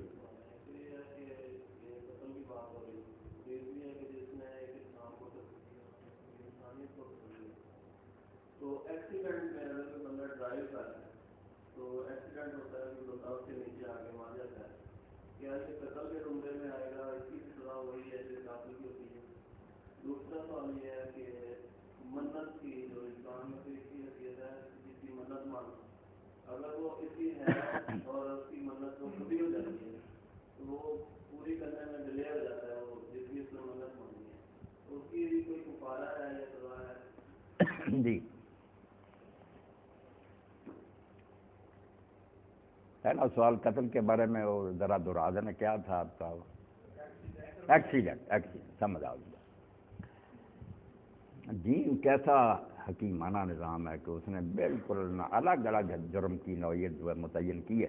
ایک قتل عمد بیان کیا کہ آپ دشمنی سے جان بوجھ کر پلان بنا کر کسی کو قتل کرتے ہیں, اس کی سزا ہے قصاص, کہ بدلہ لیا جائے یا اس کے وارث معاف کر دیں یا خون بارے ان کی مرضی. یہ ہے عمد, جان بوجھ کر مارا. ایک یہ ہے کہ گھوڑے پر آپ سوار ہیں, گھوڑے کے نیچے کوئی آ گیا, یا گاڑی چلا رہا ہے کوئی آ گیا, آپ کی کوئی دشمنی نہیں, آپ کا ارادہ, یہ سارے جو, یا آپ نے گولی جو ہے شکار پر چلائی وہ کسی آدمی کو لگ گئی, یہ قتل خطا کہلاتے ہیں, غلطی سے مارا گیا, تو اس میں قصاص نہیں ہے. مگر آپ نے اگر لاپرواہی کی اور احتیاط نہیں کی تو اللہ کے یہاں اس کی پکڑ تو ہوگی, یار سوچ سمجھ کے ضرور دیکھ کر گولی چلانی تھی. مگر اگر آپ نے پوری احتیاط کی ہے اپنی حد تک, پھر کوئی مارا گیا تو گناہ نہیں, نہ قصاص ہے, مگر دیت دینی پڑتی ہے. جن کا آدمی مرا نا ان کو بھی بہت نقصان حرج ہوا ہے کہ ان کا فرض ختم ہو گیا کمانے والا, تو وہاں پھر دیت لازم کی ہے کہ اس کی خون کی قیمت دی جائے. مگر اس میں بھی یہ رعایت تھی کہ اس کا گناہ نہیں, اس بیچارے نے جان بوجھ کر نہیں مرا, اس لیے اس کو ہلکا کر دیا کہ بجائے اس پر ڈالنے کے یہ بھی شامل ہو اور اس کے ساتھ اس کی پوری برادری, اور اگر یہ محکمہ میں ملازمت ہے پورا محکمہ ہیڈ سے لے کر نیچے تک سب کی تنخواہوں سے کاٹا جائے اور یہ خون باپ پورا کیا 3 قسطوں میں 3 سالوں میں قسط کے لحاظ سے دیا, ان کو بھی معاوضہ مل جائے جن کا آدمی مارا گیا, اور یہ بھی بہت سے بچ جائے. اور یہ انشورنس کی ایک شکل بن گئی جس کو آکلا اس زمانے میں کہتے تھے کہ برادری اور اس کا جو محکمہ نا وہ بوجھ بانٹ لے کہ ہمارے آدمی سے نقصان ہو گیا, اب خون ضائع بھی نہیں جانا چاہیے, آدمی مرا, اور اس پر بھی بوجھ نہیں پڑنا چاہیے کیونکہ اس کی کوئی نیت تھی بری نہیں تھی. تو اس طرح سے اس کو حل کیا کہ 3 سالوں میں اس کی برادری، یا اگر وہ ملازم ہے حضرت عمر رضی کے زمانے میں دیوان بن گیا کہ دفتر بنے ہوئے لوگوں کے نام ملازموں کے درج ہیں، جس محکمے سے متعلق ہے اس سے لے لی جائے تنخواہ، تو 3 سالوں میں 3 قسطوں میں معاوضہ ادا کریں گے، مگر اس میں گناہ نہیں، نہ اس سے خون کا بدلہ لیا جا سکتا جس سے اس طرح آدمی مارا جائے گا۔ منت کی بات جو کی آپ نے، منت اللہ پاک نے قرآن مجید میں کہا کہ یوفون بالنذر، وہ اپنی نظریں پوری کرتے ہیں، مومن کا ان کا وصف ہے کہ اگر منت مانتے ہیں تو پوری کرتے ہیں، یہ وعدہ ہے اللہ سے، اس کو تو پورا کرنا فرض ہو جاتا، بل یوفون نذورہم، حج کے موقع پر بھی اگر کوئی منت مانی ہے پوری کرو۔ مگر رسول کریم علیہ السلام نے اس بارے میں ایک ہدایت فرمائی کہ یہ منت ماننا اچھی بات نہیں، روک دیا آپ نے کہ من سے نہ مانو، یہ تمہارا اللہ تعالیٰ کے ساتھ تاجرانہ معاملہ، تم سوداگروں کی طرح کرتے ہو کہ یہ کام کرے گا تو پھر ہم کریں گے، یہ بات نہیں، یہ سوداگری ہے، ایک تجارت پیشہ لوگوں والا معاملہ۔ ویسے ہی خیرات کرتے رہا کرو، نمازیں پڑھتے رہا کرو، نفل انشاءاللہ کام ہوتے رہے۔ تو فرمایا کہ جو ہے نا نظر، یہ تقدیر کو نہیں بدلتی، صرف بخیلوں سے اللہ تعالیٰ اس طرح مال نکالتا، جو کنجوس ہے نا ویسے نہیں دیتے، ان پر یہ تاوان ہے کہ وہ منت تو مان لیتے ہیں نا، کم حوصلہ، ہاں ہمارا کام کر دے، تو یہ پھنساتا ہے اللہ تعالیٰ، بخیل سے مال نکالتا، ورنہ اس سے بنتا کچھ نہیں، ہونا وہی ہے جو اللہ چاہتا۔ تو ایسے لوگوں کو حکم پھر ہے کہ بہرحال تم نے کسی ارادہ سے منت مانی تھی، اب پوری تو کرنی پڑے گی، اس میں ڈیلے ہو جاتی کوئی بات نہیں، مگر سرے سے ہی نہ پورا کرنا جرم ہو جاتا۔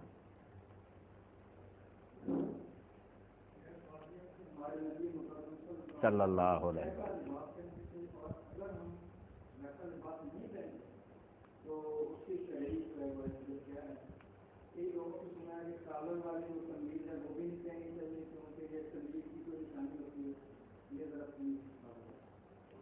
اب میرے بھائی نے لباس کے بارے میں جو پوچھا، اس کے بارے میں بات ہونی چاہیے، صرف لباس کی بات نہیں، دین کی یہ بنیادی بات جو ہے نا، اس کو واضح ہونا چاہیے کہ کیا ہم اس کے لیے باؤنڈ ہیں کہ اسی طرح کی جوتی پہنیں، اسی طرح کے کپڑے پہنیں، اسی طرح کی سواریاں جو ان پر سواری کریں جو حضور کے زمانہ میں۔ اس سے دین میں بڑی خرابی پیدا ہو، بہت لوگ پریشان ہوئے، آپ بھی ہوئے اور لوگوں کو بھی تنگ کیا۔ یہ فرق نہیں کر سکے کہ کچھ کام حضور نے کیے ہیں کہ وہ اس آج سے 14 سال پہلے پیدا ہوئے تھے، اس وقت وہی طریقے تھے، عرب میں پیدا ہوئے تھے، اس لیے جو عربوں کے دستور رواج تھے، نبی نام بھی ہوتے تو حضور نے وہ کرنے تھے، اس کو کہتے ہیں دین کی زبان میں عادات، وہ اس زمانے کے رواج ہیں، وہ کئی غیر مسلم بھی کرتے تھے دوسرے، وہ کوئی دین نہیں ہے، نہ اس کو سنت نہ بنایا کرے، نہ علماء اس کو بیان کرے۔ اسی لیے حضرت عمر رضی اللہ عنہ بڑے دانار فقیہ تھے، شاہ ولی اللہ رحمۃ اللہ علیہ کی کتاب ہے ذالت الخفا، اس کے آخر میں لکھتے ہیں کہ حضرت عمر کی فقاہت تھی کہ وہ جب لوگ بیان کرتے تھے نا حضور کا حلیہ اور لباس، ڈنڈوں سے مارتے تھے کہ ان چیزوں کی کیا ضرورت ہے، یہ دین ہے، کیوں بیان کرتے؟ وہ چیزیں بیان کرو جو آپ نے تعلیم دی ہے۔ اب اس کو جب سے ہم بھول گئے نا، علماء تک کے ذہن میں نہ رہا کہ کچھ چیزیں اس عرب کے رواج کے تحت آپ نے کی، چپل پہنی ہے، گنڈی دار کرتا پہنا، وہ دین نہیں، جو نبی ہونے کی لحاظ سے آپ نے کی ہے نا کام، اس کو کہتے ہیں سنت، دوسری کو عادت کہتے ہیں۔ اس کو علماء نے کلیئر کر دیا بہت اچھا کہ سنن الہدا سنن الزوائد، وہ اگر کوئی شوق سے کرتا رہے مگر دین نہ بنائے، نہ اس کو کہے۔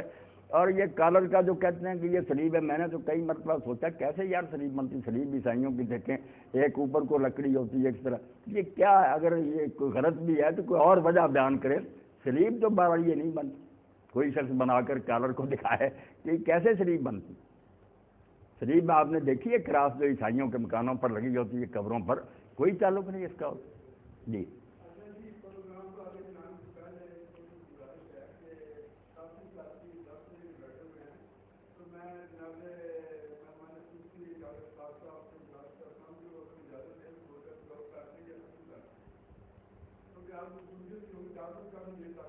کوئی اہم سوال کسی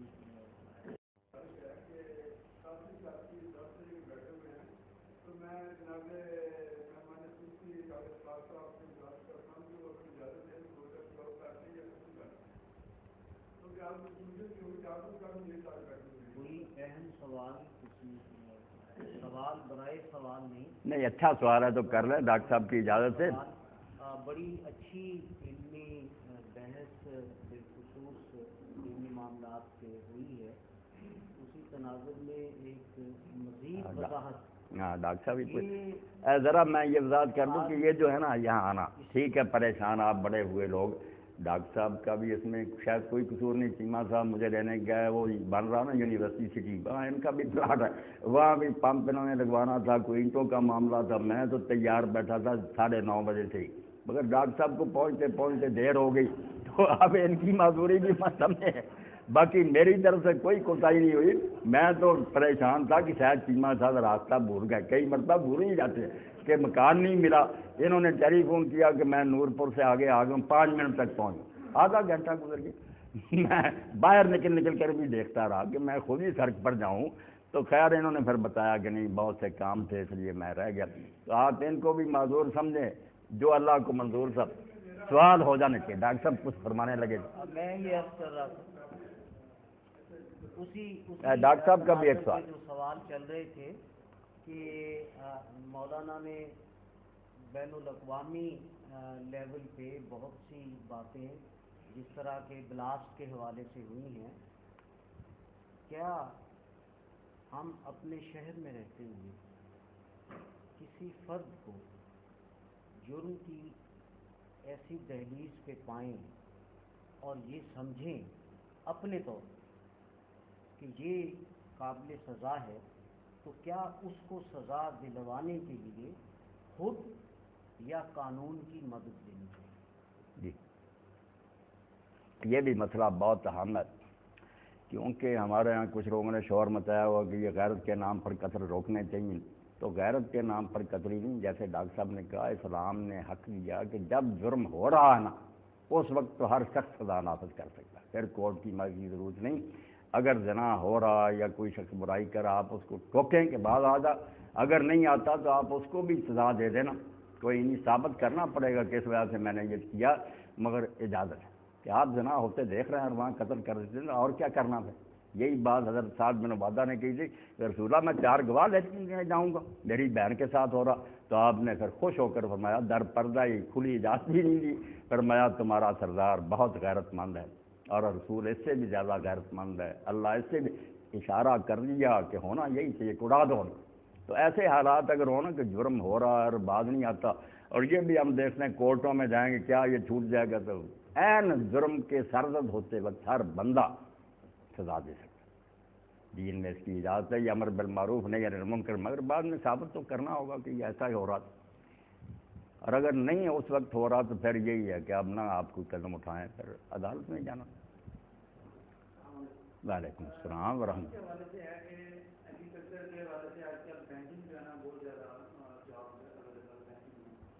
اب بینک میں زیادہ ایگریکلچر لون ہے جو کہ اس میں مارکر بھی ہوتا ہے جو سود کرتے ہیں، تو اس حوالے سے جاب کا کیا ہے؟ اگر ہم جو کہتے ہیں کہ یہ جاب حرام ہے، وہ کہتے ہیں یار اب کوئی نہیں ملتی، اس طرح سے نہیں ملتی اس وقت، اس کے بارے میں کیا ہے؟ اب میرے عزیز نے جو صورتحال پیش کی نا، اس سے یہ بات معلوم ہوتی ہے کہ جو لوگ اسلام کو سمجھتے ہیں نا، جیسے یورپ اب ہم سے چاہتا کہ اس کو ایک مذہب بنا دو، پرامن سا مذہب، پوجا پاٹ کرو، اللہ اللہ کرو، تو اس سے پھر کیسی مشکلیں آتی ہیں کہ جاب نہیں مل رہی، ادھر جاتے ہیں سود ہے، ادھر جاتے ہیں یہ حرام، تو اس سے دیندار لوگ جو تبلیغ یہی کرتے پھرتے ہیں کہ لوگوں کو کلمہ پڑھائے، انہوں کو عقل آنی چاہیے کہ غلبے کے بغیر، اپنی حکومت اور اقتدار کے بغیر اسلام کا کوئی تصور نہیں، یہ مذہب جو ہے نا کہ حکومت کے بغیر کہ ہندوستان میں رہے وہ بھی دیندار ہے، روس میں رہے، بالکل غلط ہے، اسلام کو چھری پھیر دی، اسلام جو ہے وہ غلبے اور اقتدار کا نام ہے، اپنی حکومت، اس لیے آپ قرآن مجید پڑھیں، سارا قرآن بتاتا جاتا ہے کہ یہ آزاد قوم کا دین ہے، آزاد قوم کی کتاب ہے، قاضی بیٹھے ہوئے ہیں، گواہ بھگت رہے ہیں، چوروں کے ہاتھ کٹ رہے ہیں، سنسار کیے جا رہے ہیں، ٹیکس اور زکوٰۃ وصولی جا رہی ہے، جنگیں لڑی جا رہی ہیں، ساری کتاب چیخ چیخ کر کہہ رہی ہے کہ اپنی حکومت بناؤ، اپنا اگر نظام اور دنیا پر ہمارا ہولڈ ہو، پوری دنیا پر جو ہے نا نیو ورلڈ آرڈر، یہ بالکل تصور ٹھیک ہے، کیونکہ ہم کنارے کسی جزیرے میں نہیں رہ سکتے کہ ہم اپنے آپ کو نیک بنا لیں، باقی دنیا بگڑی رہے تو ہم بچ جائیں گے، نہیں بچ سکتے، جراثیم پھیلیں گے۔ علاج کیا؟ یہ یورپ ہزار چیختا رہا، ہمیں معذرت نہیں کرنی چاہیے، ہم ان کا اقتدار نہیں رہنے دیں گے۔ اسلام میں جو جہاد ہے نا کہ غیر مسلم حکومت نہیں کر سکتا، رعیت بن کر بے شک امن کی زندگی گزارے، غیر مسلم مرنا چاہتا، جنت نہیں چاہتا، نہ لے، مگر حکومت مسلمانوں کے ہاتھ میں ہوگی، اور وہ حکومت اپنی عیاشی کے لیے نہیں کہ محل بنائیں گے، عیاشیاں کریں گے، فقیر ہوں گے تخت پر بیٹھے ہوئے، مگر خلق خدا کو سکھ دیں گے، امن۔ یہ ہے خلافت راشدہ۔ اس لیے اسلامی حکومت کے بغیر یہ سارے مسئلے آئیں کہ جب اقتدار ہمارے پاس نہیں، بینک تو چل رہے ہیں غیر اسلامی نظام کے تحت، کیا کریں؟ اگر ہم کہیں ملازمت نہ کرو بھوکے مریں گے، وہ کہیں مولوی صاحب اور بتاؤ۔ اور میں تو کہتا ہوں ایسے نظام میں جو ہم خطابت کر رہے ہیں امامت، یہ کون سی جگہ؟ جب سر پر مسلط ہے باطل نظام، تو ہمیں جو تنخواہیں دیتے ہیں مولوی حضرات کو، یہ بھی سارے کارخانہ دار وغیرہ ادھر ادھر سے لیتے ہیں، بچ ہی نہیں سکتے۔ تو طریقہ تو یہی ہے کہ اپنا اقتدار ہو، غیر مسلم جو ہیں یہ ماتحت تو حتیٰ یؤت الجزیۃ عن ید وہم صاغرون، اسی لیے کہتے ہیں نا کورس سے نکالو جہاد موت۔ بھائی جہاد فساد ہے، فساد نہیں جیسے رومی کہتا ہے کہ پاگل نے نیزہ پکڑ لیا، وہ لوگوں کو مار رہا ہے، شریف آدمی اس پاگل سے نیزہ چھین لیتا۔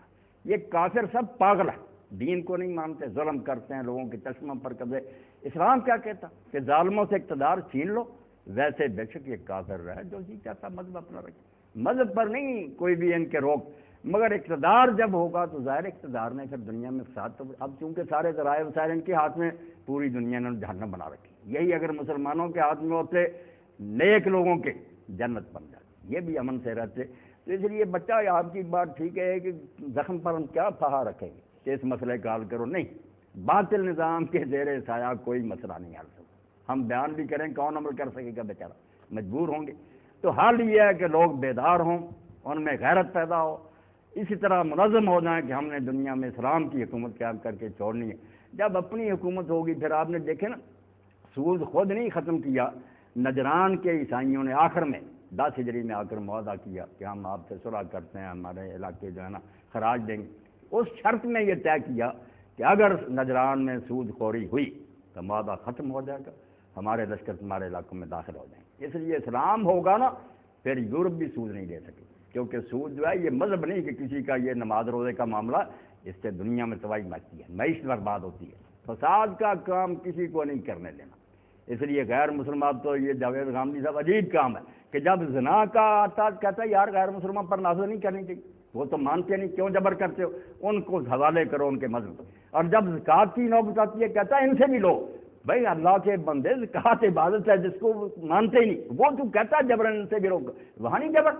اور زنا جو ہے یہ پبلک لا ہے، یہ نماز روزے کی بات نہیں، یہ دنیا کو پاک صاف یہ تو کہتا ہے ان پر نہ نافذ کرو، یعنی بدماشی کو جائز کرنے کے لیے، ان کو خوش کرنے کے لیے علم کو بیچ رہا ہے، لفاظی سے کام لے کے۔ تو اقتدار اگر مسلمانوں کے پاس ہو پوری دنیا کا، پھر یہ برائیوں پر روک لگائیں گے کہ برائی نہیں کرنے دینی، جنت نہیں تم چاہتے تو نہ لو، مگر دنیا میں جو نا کہ زنا نہیں ہوگا، نشہ نہیں ہوگا، قتل و غارت نہیں ہوگی، یہ برائیاں مودودی صاحب رحمۃ اللہ علیہ نے کہا کیا ہے سب دیہات، ایک ہے انسان بنانا، ایک ہے مومن بنانا۔ مومن نہیں بنائے گا، اس کے لیے تلوار نہیں، وہ عقیدے اور ایمان کی بات ہے، دل سے کوئی مانے گا ٹھیک ہے، مانتا نہیں وہ ماننا چاہتا نہ مان۔ ایک ہے شریف انسان بنا کر رہنا، اس کے لیے ہم سب کو مجبور کریں گے کہ غیر مسلم یا مسلم آرام سے رہو، دنیا میں فساد نہ برپا کرو، نہ غنڈہ گردی کرو، جہاد اس کے لیے کہ غنڈہ گردی کو ختم کیا جائے۔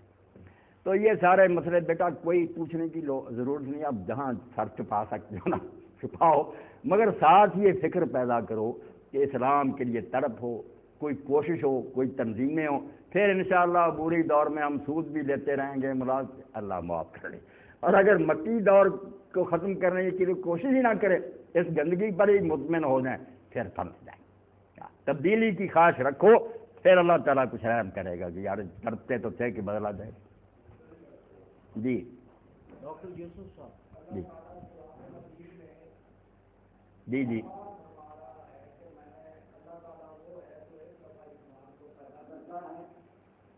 پھر اس کو مارے گا، پھر اس کو اچھے قدم ملتا رہے گا۔ یعنی قرآن مجید سے بار بار ذکر ہے کہ 2 زندگیوں کا ذکر ہے اور ایک موت کا ذکر ہے۔ تو قبر میں اللہ کے رسول فرما رہے ہیں کہ جب دفن کر کے آدمی کو آتے ہیں تو وہ تو آپ کے زندہ کر دیا جاتا ہے، آپ کے لیے اس کے پاؤں کی آواز بھی سنتی ہے جو واپس آ رہے ہیں، یعنی یہ بھی بات ہے۔ تو قرآن مجید میں 2 زندگیوں کا ذکر ہے، ایک موت کا ذکر ہے۔ قبر والا جو ہے اس زندگی کا کیوں ذکر ہے؟ وہ تو کوئی ذکر نہیں، حالانکہ وہ بالکل ٹھیک ہے، وہ تو ذکر کرتے صاف ہوتا ہے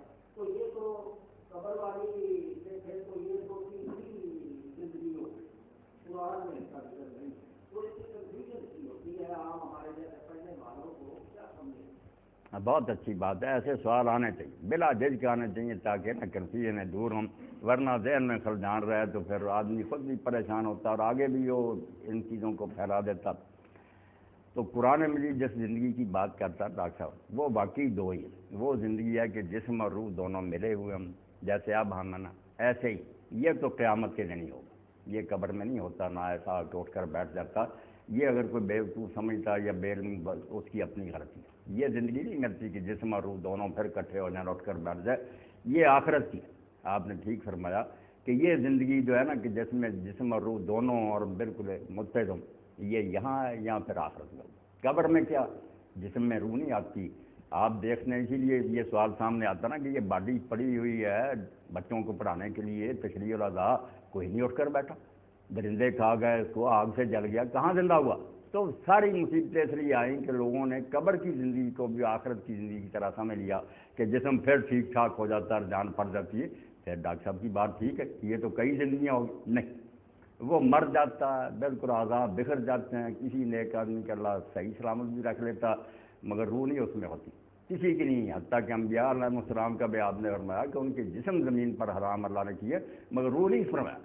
اصل معاملہ یہ ہے کہ یہ درمیانی زمانہ جو ہے نا موت سے لے کر قیامت تک، اس میں روح جسم سے الگ ہوتی ہے، یہ سارا معاملہ روح کے ساتھ پیش آتا ہے۔ روح خود ہوا نہیں ہے، جو ہمارے یہاں جہالت ہے نا کہ وہ شاید کوئی ہوا کی قسم کی چیز ہے، وہ کیسے سنتی دیکھتی، نہیں، وہ خود ایک بالکل باڈی ہے، نورانی پتلا ہے، بالکل اس کے کان ہیں، آنکھیں ہیں، ہاتھ ہیں، پاؤں، سب کچھ، اور جو باہر نکلا ہوا آپ کو نظر آ جائے نا جیسے قبر میں آپ دیکھیں گے ہو آپ کی شکل کا ہوگا، میری روح میری شکل کی ہوگی، جیسے ٹاکی پر آپ دیکھنا تصویر چل رہی ہے، اور اس کا نمونہ خواب ہے۔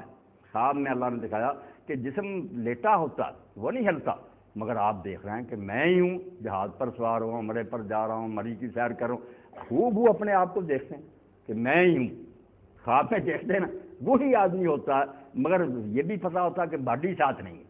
تو جیسے یہ خواب میں الگ ہو کر آ جاتا نا سامنے، ایسے ہی موت کے بعد بالکل اس کا ناک کان ہو گیا سارا، وہ سوال بھی سنتا ہے، اٹھ کر بھی بیٹھتا ہے، سارا کچھ ہوتا ہے، مگر جسم جو ہے یہ مرا رہتا ہے، یہ قیامت کے دن ہی دوبارہ زندہ ہو، جو صحیح بات ہے۔ روح جو ہے نا اس کا شعور، اس کا ادراک، سمجھ، عقل کہ میں فلاں ہوں، میں نے یہ جرم کیا، کوئی اس کے علم میں کمی نہیں ہوتی۔ جی جی رانجھا صاحب فرمائیں۔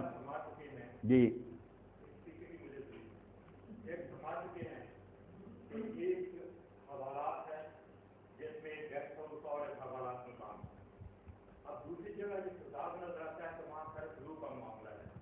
جب ایک واضح سسٹم موجود ہے اس کو جو اٹھایا جاتا ہے پھر اس کے اسے سوال جواب کرتے ہیں، اور پھر بعض لوگوں کو کہا جاتا ہے دونوں کی میٹنگ ہو جاتی ہے، اور بعض لوگوں کو سزا شروع ہو جاتی ہے، جو آپ نے پہلے سماج میں کہ اس میں سزا ہے۔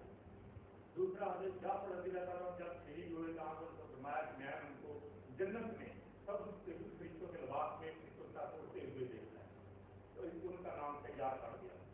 بہت سی ایسے مقامات ہیں جہاں مثلاً مقامی بدر میں دیکھیں کہ جب ان کو ایک گڑھ میں پھینک دیا گیا جو کفار تھے، تو آپ کو فرمایا نام دے کر کہ ہمارے ساتھ جو اللہ نے وعدہ فرمایا کو پورا ہو گیا، اے صحابہ تمہارے ساتھ ابو جہل تمہارے ساتھ کہاں تمہارے وہ وعدہ پورا ہوا یا نہیں ہوا؟ تو جب فاروق اعظم رضی اللہ عنہ کیا یہ سنتے ہیں؟ فرمایا تو ان سے بہتر سنتے ہیں لیکن جواب دینے کی طاقت نہیں رکھتے۔ یہ مان لیا کہ روح کے ساتھ معاملہ ہے، لیکن جب درود پاک پڑھتے ہیں تو جب یہ فرمایا گیا کہ کیا درود پاک روحوں پر پیش کیا جاتا ہے تو ہم نے فرمایا کہ مٹی پر حرام ہے کہ انبیاء کے جسموں کو کھائے، اس کا مطلب ہے کہ جسم کے ساتھ درود پاک پیش کیا جاتا ہے۔ پھر نبی کو مکرم صلی اللہ علیہ وسلم مرائے کا تشریف ہے کہ حضرت موسیٰ علیہ السلام کو قبر میں نماز پڑھتے ہوئے، یہ کیا مثالیں ہیں جو یہ ظاہر کرتی ہیں کہ صحیح معنوں میں قرآن پاک کے اوپر میں دو زندگیوں کا ذکر ہے، دو موتوں کا ذکر ہے۔ پہلی موت یہ ہے جب انسان اپنے کے وجود میں ہے، دوسری موت یہ ہے جو نفس کو جہاں موت آتی ہے، موت کے بعد پھر اس کی زندگی شروع ہو جاتی ہے۔ قبر سے جب اٹھائے جائیں گے یہ نہیں کہا کہ زندہ کیے جائیں گے، یہ فرمایا اپنی قبروں سے اٹھائے جائیں گے، لہٰذا اس پر اپنے رانجھا صاحب جو بات آپ نے کہی نا کہ یہ نہیں کہا گیا کہ وہ زندہ کیے، نہیں، زندہ کیے جائیں گے، قرآن میں جگہ جگہ آتا ہے کہ اس دن لوگ زندہ کیے جائیں گے، اٹھائے جانے کا بھی لفظ ہے زندہ کی۔ جو آپ نے مثالیں کی نا میں ان کا منکر نہیں، میں نے تو یہی وضاحت کی کہ سب کچھ پیش آتا، سنتے بھی ہیں، بولتے بھی ہیں، کھاتے پیتے بھی ہیں. یہ روح کا کنسیپٹ آپ کے ذہن میں جو ہے نا کہ وہ کوئی عجیب جی شاید جو ہم نہیں سمجھے، یہ غلط ہے. وہ سارے اولیاء اللہ نیک لوگوں نے کہا کہ بالکل وہ ایک جسم لطیف ہے، وہ بھی ایک باڈی ہے مگر لطیف. جیسے فلم کی ٹاکی پر آپ دیکھ لیں کہ وہاں تصویر چل رہی ہے، بالکل وہی. خواب کی جو میں نے مثال دی تھی امام غزالی نے، بہت اچھی تھی، سارے مسئلے حل ہو جاتے کہ خواب میں آدمی سنتا نہیں تو وہ چلتا پھرتا سیریں کرتا سارا، مگر باڈی پڑی ہوتی. یہ ان میں سے کوئی چیز میرے خلاف نہیں. میرے موقف کی ایک بات بھی جعفر طیار کو آپ نے دیکھا کہ اس کو پر لگے فرشتوں میں، مگر وہ باڈی نہیں دیکھی جو قبر میں دفن ہوئی تھی نا، وہ نہیں جعفر طیار کی دیکھی، وہ وہی ہے، وہ قیامت کے لیے ہوگی. کفار کی جو باڈیاں پڑی تھی وہ بھی پڑی تھی، بے جان ہی پڑی تھی. اسی لیے حضرت عمر نے کہا کہ بے جان لاشیں ہیں حضور سنتے ہیں. آپ نے فرمایا بے جان لاشوں کو کیا سن رہے ہیں؟ بے جان لاشیں نہیں سن رہے تھے، ان کی روحیں سن رہی. اسی لیے حضرت قتادہ کہتے ہیں صحیح بخاری میں کہ اللہ تعالیٰ نے حضور کی وہ تنبیہ اور چوٹیں جو تھیں نا طنز، وہ سنوانے کے لیے ان کو زندگی دی تھی، وہ روحیں سن رہی تھیں. کوئی بات ڈاکٹر صاحب آپ نے ایسے جو خواب وہ لوگوں نے کہا کہ یا رسول اللہ آپ پر ضرور کیسے پیش ہوگا جب آپ گل سڑ جائیں گے، وہ بات غلط تھی. آپ نے اس کا نہیں کہا کہ روح پر نہیں پیش ہوگا، اس کو فوراً رد کیا کہ یہ تم کو کس نے بتایا کہ نبیوں کے جسم گل سڑ جائیں گے؟ نبیوں کے جسم جو اللہ تعالیٰ نے ان کو زمین پر حرام کیا. مگر کہا ڈاکٹر صاحب اجساد کہ جسم بے جان، کہ اللہ نے انبیاء کے اجساد، انبیاء کے روحوں کو کہہ رہا کہ نہیں جس ڈھانچے، تو ڈھانچے واقعی نہیں کھاتی قبر، وہ بات بھی ٹھیک ہے. نماز پڑھتے دیکھا تو نماز آپ نے، میں نے جو خواب کی بات کی تھی اگر آپ کے ذہن میں ہوتی سارے مسئلے حل ہو گئے تھے، پوری مجلس مطمئن ہو جاتی کہ خواب نمونہ اللہ نے دکھایا کہ جسم ساتھ نہیں ہوتا یہ، مگر وہ بالکل اسی طرح نظر آتا. نمازیں پڑھتا، کھا پی رہا، کبھی سیب کھا رہا، کبھی سیریں کر رہا. خواب آپ نے نہیں دیکھا لوگوں نے، تو خواب سے پتہ نہیں چلتا کہ آپ ہی ہوتے ہیں جو پھر رہے ہوتے. بلکہ میں نے تو پڑھا، اور شہاب نامے میں شہاب لکھتا ہے کہ میں نے یہ دیکھا کہ میرا جسم پڑا تھا، میں کھڑا تھا جاگتے ہوئے، ادھر کھڑا تھا. میں حیران کہ جسم وہ ہے میں کھڑا. تو یہ آپ روح کے بارے میں جب ذہن کو فراخ کریں گے نا کہ وہ بالکل ایک لطیف پتلا ہے جو پھرتا بھی ہے، سنتا بھی ہے، درود بھی اس پر پہنچتا. باقی انبیاء علیہ السلام کے جسم اگر احترام کے طور پر اللہ محفوظ کرتا تو اس میں روح کا نہیں آتا. نماز بھی پڑھ سکتا آدمی، خواب میں پڑھتا کہ میں طواف کر رہا ہوں، نماز پڑھ رہا ہوں، دیکھتا. جی آخری کوشچن ڈاکٹر صاحب کہتے ہیں، ڈاکٹر صاحب کہتے ہیں آخری ہے بھائی. جی جی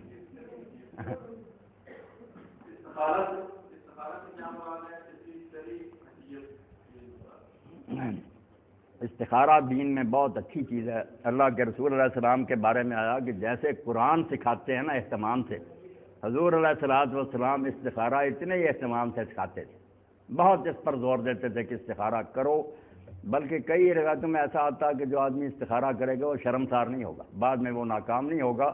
مگر استخارے کا تصور غلط ہو گیا، ہر چیز ہماری ٹیڑھی ہو گئی کہ لوگوں نے اس کو جادو منتر کی طرح کی چیز بنا لیا. کسی سے جا کر پوچھو استخارہ نکالے میرا کام ٹھیک ہوگا، یعنی یہ کام ہے غلط. یہ نہیں دین میں کہیں آتا، نہ کوئی جان سکتا کہ کل کیا ہوگا. یہ علم اللہ تعالیٰ نے بالکل مکفر رکھا، بند ہے، کوئی نہیں جان سکے گا کہ اچھا ہوگا یا نہیں ہوگا. تو اس لیے جو کہتے ہیں نا کہ کئی لوگ کہتے ہیں سو آپ دائیں طرف اور اتنے دن پڑھتے رہو کوئی خواب آئے گا، یہ جعلی بات ہے. یہ زمین میں آپ ہی ساتھ ملا دیے، دین میں یہ استخارہ نہیں. استخارہ کیا؟ خیر کی دعا کرنا. کوئی خواب نہیں آئے گا، کوئی اطلاع نہیں آئے گی کہ جب آپ کسی کام کا ارادہ کرتے ہیں مشورہ بھی کریں، خود بھی سوچیں اور ساتھ ساتھ اللہ سے خیر مانگیں. استخارہ کے لفظی معنی خیر مانگنا کہ اللہ تو جانتا ہے قادر مطلق، اگر یہ کام اچھا تو ہونے دے، ورنہ کوئی رکاوٹ ڈال دے اور کسی اچھی طرف ہونے میں متوجہ کر دے. یہ ہے نیت سے بالکل اپنے آپ کو اللہ کے حوالے کر کے سچے دل سے دعا کہ اچھا ہے تو ہونے دے، ورنہ کسی اچھے کام کی طرف ہمیں متوجہ کر دے. دین میں استخارہ ایسا ہی، نہ کوئی خواب کا ذکر ہے، نہ سونے کا، نہ کوئی اور اطلاع کا. کوئی قرآن مجید سے استخارہ کرتا دوسرے، یہ اپنے جاہلی تصورات ہیں، دین میں نہیں. خیر کی دعا کرنی خلوص سے کہ سب کچھ مالک تیرے ہاتھ میں، اچھا کام ہے تو اس کو پایا تکمیل تک پہنچنے دے، نہیں تو اس میں کوئی رکاوٹ ڈال دے. دو رکھتے پڑھ کے.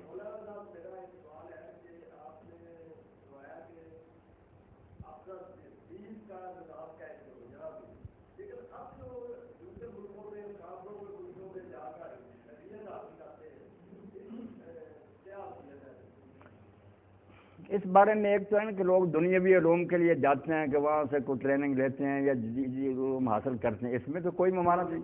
یہ تو اللہ کے رسول علیہ السلام نے بھی منجنیق جو بنائی تھی طائف پر فارسی سیکھا طریقہ، اور یہ خندق کھودنے کا بھی حضرت سلمان الفارسی نے مشورہ دیا. تو کوئی حرج نہیں اگر یہ علوم ہم سے حاصل کرے. بدقسمتی ہے کہ ہم ان علوم کے ساتھ ان کی تہذیب، ان کے عقیدے، رسم و رواج وہ سارا ذہن بنا لیتے ہیں. گمراہی تو یہ ہے، ورنہ یہ ظاہری علوم جو یہ سیکھنے میں کوئی حرج نہیں. باقی جو لوگ یہاں سے جا کر وہاں ملازمتوں کے لیے جم جاتے ہیں، رہائش اختیار کرتے ہیں، یہ بے شک لوگ برا منائیں، دین میں نہیں، یہ حرام ہے، جرم ہے. حکم تو ہے کہ لوگ وہاں سے منتقل ہوں، اسلامی حکومتوں کی طرف آئیں، اپنی اور اپنے بچوں کی تہذیب کی حفاظت کریں. آپ وہاں لے جاتے ہیں، جہنم میں پھینک دیتے ہیں. اور جب اخبارات میں پڑھتے ہیں کئی لوگ پھر جن میں کوئی رمق ہے نا غیرت کی، وہ ماں باپ بیچارے مضمون لکھتے ہیں کہ وہ کتنا منحوس دن تھا جب ہم یہاں آ گئے، اب یہ بچے بچیاں ہمارے سامنے فرینڈز لیے پھرتے ہیں، ہم روک نہیں سکتے. اس لیے اگر تو دین بچانا نا، پھر ایک عالم عرب کے نے اس نے پوری کتاب لکھی کہ اللہ تو کہتا ہے کہ دارالکفر سے اسلام کی طرف آؤ. اور اس لیے تجارت کے لیے بھی دین میں صرف ہے کہ 1 سال تک کوئی آدمی ویزا لے کر دوسرے ملک میں رہتا ہے، اس کے اندر اندر واپس لوٹے اپنے بال بچے کی طرح، اس کا ایمان بچا رہے. اور اگر صرف دنیا ہی مقصود ہو تو پھر ٹھیک ہے، روٹی کماتے پھریں، ایمان ضائع ہوتا، بچے بگڑتے ہیں تو اللہ وارث. جی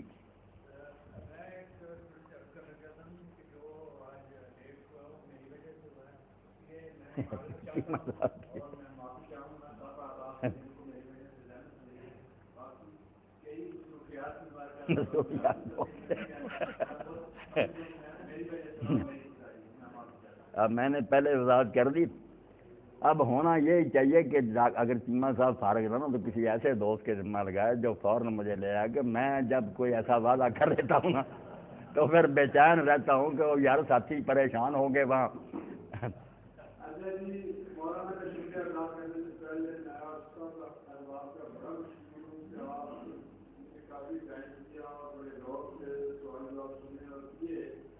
اللہ تعالیٰ ان باتوں کو ہماری دین پر لاگو کرے. اس کے ساتھ ساتھ میں محترم ڈاکٹر اشفاق صاحب کی سیکرٹری کا بڑا مشکور ہوں کہ آپ نے اپنی خصوصیات سے کافی ٹائم سے شروع سے ملاقات کرتے ہوئے تھے، اور عمر صاحب نے بات سے پہلے کر دیا. کسی کو کوشش ہوتی تھی، یہ بڑے اچھا پروگرام تھا.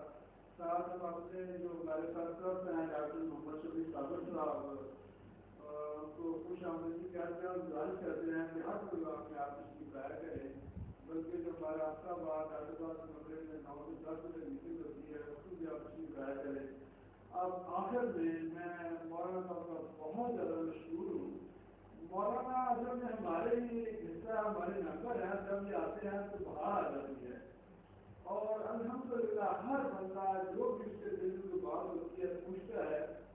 اور سچی بات ہے کہ میں تو مولانا سے بہت متاثر ہوں. مولانا مسلم میں اہل حدیث ہے لیکن یہ صحیح بات کرتے ہیں. اور یہ شروع کی بات میں نے مولانا سے پہلے کی تھی. ایک اہل حدیث ڈاکٹر صاحب کام کرتا تھا کسی بات کا یونیورسٹی میں، تو میرے پاس آیا تو میں نے کچھ باتوں سے کی. میں نے کہا یار تم یہ کیسی باتیں کرتے ہو، ہمارے مولانا تو یہ بات کرتے ہیں. تو کہہ رہے چھوڑو جی مولانا سے دیکھنے تو گئے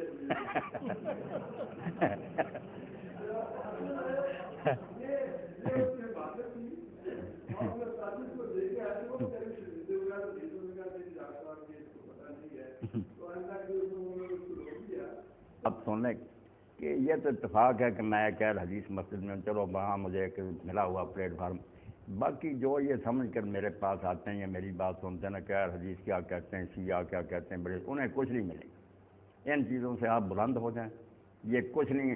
یہ ایسے جیسے ایک درخت کی جڑیں ہیں، تنا اوپر جا کر شاخیں مشرق مغرب کو پھیل جاتی. جب وہ ایک تنے سے جڑی ہوئی ہے تو وہی ایک ہی، الگ نہیں ہو سکتی. یہ سارے فرقے مسلم ہیں، بھائی ہیں، ایک دوسرے سے نماز پڑھیں.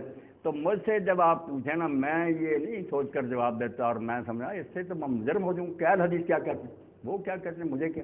میں تو جو کوئی اللہ اور رسول کی بات سمجھا ہوں آپ کو دعوت دوں گا کہ مجھ سے دلیل کا مطالبہ کریں، پرکھ لیں. اگر وہ بات وزنی اور قبول کریں، نہ ماننے میں آج کوئی بات نہیں. آپ کو بھی اپنی رائے کہا کے رکھنے کا حق ہے. یہ ہے حدیثیت وغیرہ، یہ دوسری چیزیں سب ثانوی. جی جی ڈاکٹر صاحب سے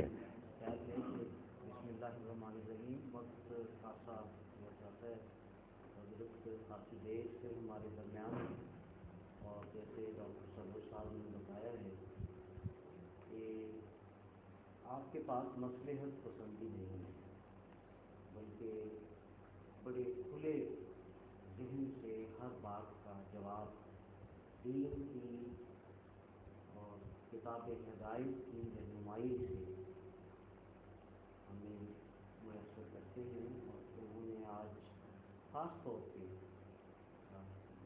دراصل جو سوال اس سمت میں جس کی ابتدا ہوتی ہے، میرا خیال ہے کہ زیادہ تر سبسیکوینٹ کویسچنز بھی اسی سمت میں آتی ہیں، اور یہ زیادہ بہتر رہتا ہے کہ اس کے تمام پہلوؤں سے نقاب کشائی ہو سکتی ہے۔ اور یہ ایک ایسا آپ کہیں کہ پیاس ہے جو جتنی بھی بجھانے کی صحیح کی جائے اس کی شدت میں اضافہ ہوتا جاتا ہے۔ اور مولانا کا کچھ انداز اتنا دل کو لبھانے والا ہے اور خوبصورت ہے اور برملا ہے کہ اس سے ہر شخص، میں نے نہیں دیکھا کہ آپ کی کسی محفل میں بیٹھا ہوا کوئی شخص اس دروازے سے اندر آنے والے کو بہت آساب تھے، لیکن ایسا شخص میں دیکھ نہیں سکا کہ جو اس محفل سے اٹھ کے باہر چلا گیا۔ تو یہ ایک بہت بڑی خوبی ہے ان محافل کی کہ جو مولانا کے پروگرامز میں خاص طور پہ ہمیں دیکھنے کو ملتی ہے۔ آج کی اگر مجموعی بحث کو ایک خلاصے کی شکل میں دیکھا جائے تو بات جیسے ڈاکٹر سرور صاحب نے بھی ابتداء اسی بات پہ ہم سب کو تفصیل سے بہت سی مثالوں کے ساتھ بات نیت سے منحصر ہے۔ انما الاعمال بالنیات، کوئی کام کس نیت سے کوئی کرتا ہے۔ ہو سکتا ہے کہ وہ کام اپنی وسعت میں خوبی نہ رکھتا ہو، لیکن کرنے والے کی نیت پہ منحصر ہے کہ اس کو نیکی اور بدی کے لفظ میں پرویا جائے۔ تو نیت کا اتفاق ہونا اور ایمان کی پختگی ایک خودکشی ہے اور ایک جذبہ شہادت کا۔ جتنا ایمان پختہ ہوگا، مضبوط ہوگا اور دین سے انسان رہنمائی حاصل کرتا رہے گا، اتنا ان علائشوں سے وہ مبرہ ہے۔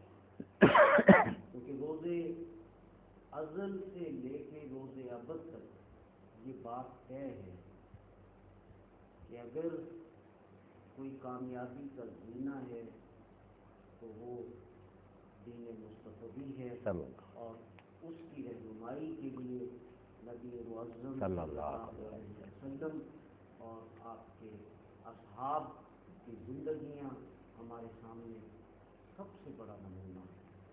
میں مولانا کا ایک بار پھر اپنی جانب سے، ساری مینجمنٹ کی جانب سے، صدر مجلس کی جانب سے دل کی اتھاہ گہرائیوں سے شکریہ ادا کرتا ہوں کہ آپ نے جب بھی ہم نے چاہا، سب نے چاہا، آپ نے بڑی فراخ دلی سے اپنی مصروفیات کے باوجود وقت دیا، اور خاص طور پہ ہمارے بچوں کو، ہمارے اساتذہ کو، ان کے ذہن میں ابھرنے والے مختلف اشکال ان کو آپ نے ایڈریس کیا۔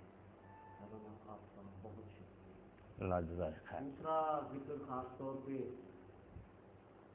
مخلوط نظام تعلیم جو بہرحال اس وقت کی ڈھیر ساری مجبوریوں میں سے ایک مجبوری، کوئی شک نہیں کہ امہ کو اگر سرکاری سطح پہ نہیں تو اپنی سطح پہ جہاں اور بڑے ادارے قائم کرتے ہیں وہاں اس پہلو پہ بھی سما خراشی کرنی چاہیے۔ اکبر الہ آبادی نے اسی لیے کہا تھا، اسی لیے اکبر زمین میں غیرت قومی سے گر گئی، نظر آئی اسے جو چند بے پرد بیبیاں، پوچھا جو ان سے کہ پردہ، وہ پردہ یہ کیا ہوا؟ کہنے لگی کہ اصل پہ مردوں کی مرد، تو اکائی بہرحال مرد ہے۔ اور یہ نظام کائنات کا اس کا گھر ہو، اس کا معاشرہ ہو، اس کا ماحول ہو، شہر ہو، اس کو اپنی ذمہ داریوں کا احساس کرنا، اسی کے احساس کے جاگنے سے یہ سچائی یقیناً علم کی یہ روشنی اس کو اس کی پہچان ملی اور وہ اسی سے اپنے مالک کو بھی پہچان گا۔ بہت شکریہ حضرت، آپ کا بہت شکریہ، اللہ تعالیٰ خوش رکھے، خیر بڑے۔ اب دعا۔ الحمدللہ رب العالمین والصلاة والسلام علی رسولہ الکریم سیدنا مولانا محمد وآلہ وصحبہ اجمعین۔ میری دلی دعا ہے کہ یہ محفلیں منعقد ہوتی رہیں اور آپ اساتذہ طالب علم خوشحال زندگی گزاریں اور ان محفلوں میں شریک ہوتے رہیں۔ میرے لیے بھی یہ روحانی تسکین کا باعث ہے اور آپ میں سے بھی انشاءاللہ جیسے ڈاکٹر صاحب نے فرمایا بہت سو کو فائدہ ہوگا، تو یہ رونق اسی طرح اللہ تعالیٰ برقرار رکھے اور پورے عالم اسلام کو اللہ تعالیٰ دین پر عمل کی توفیق دے، ان کے دشمنوں کو اللہ ذلیل و رسوا کرے۔ ربنا افرغ علینا صبرا وثبت اقدامنا وانصرنا علی القوم الکافرین۔ ربنا آتنا فی الدنیا حسنۃ وفی الآخرۃ حسنۃ وقنا عذاب النار۔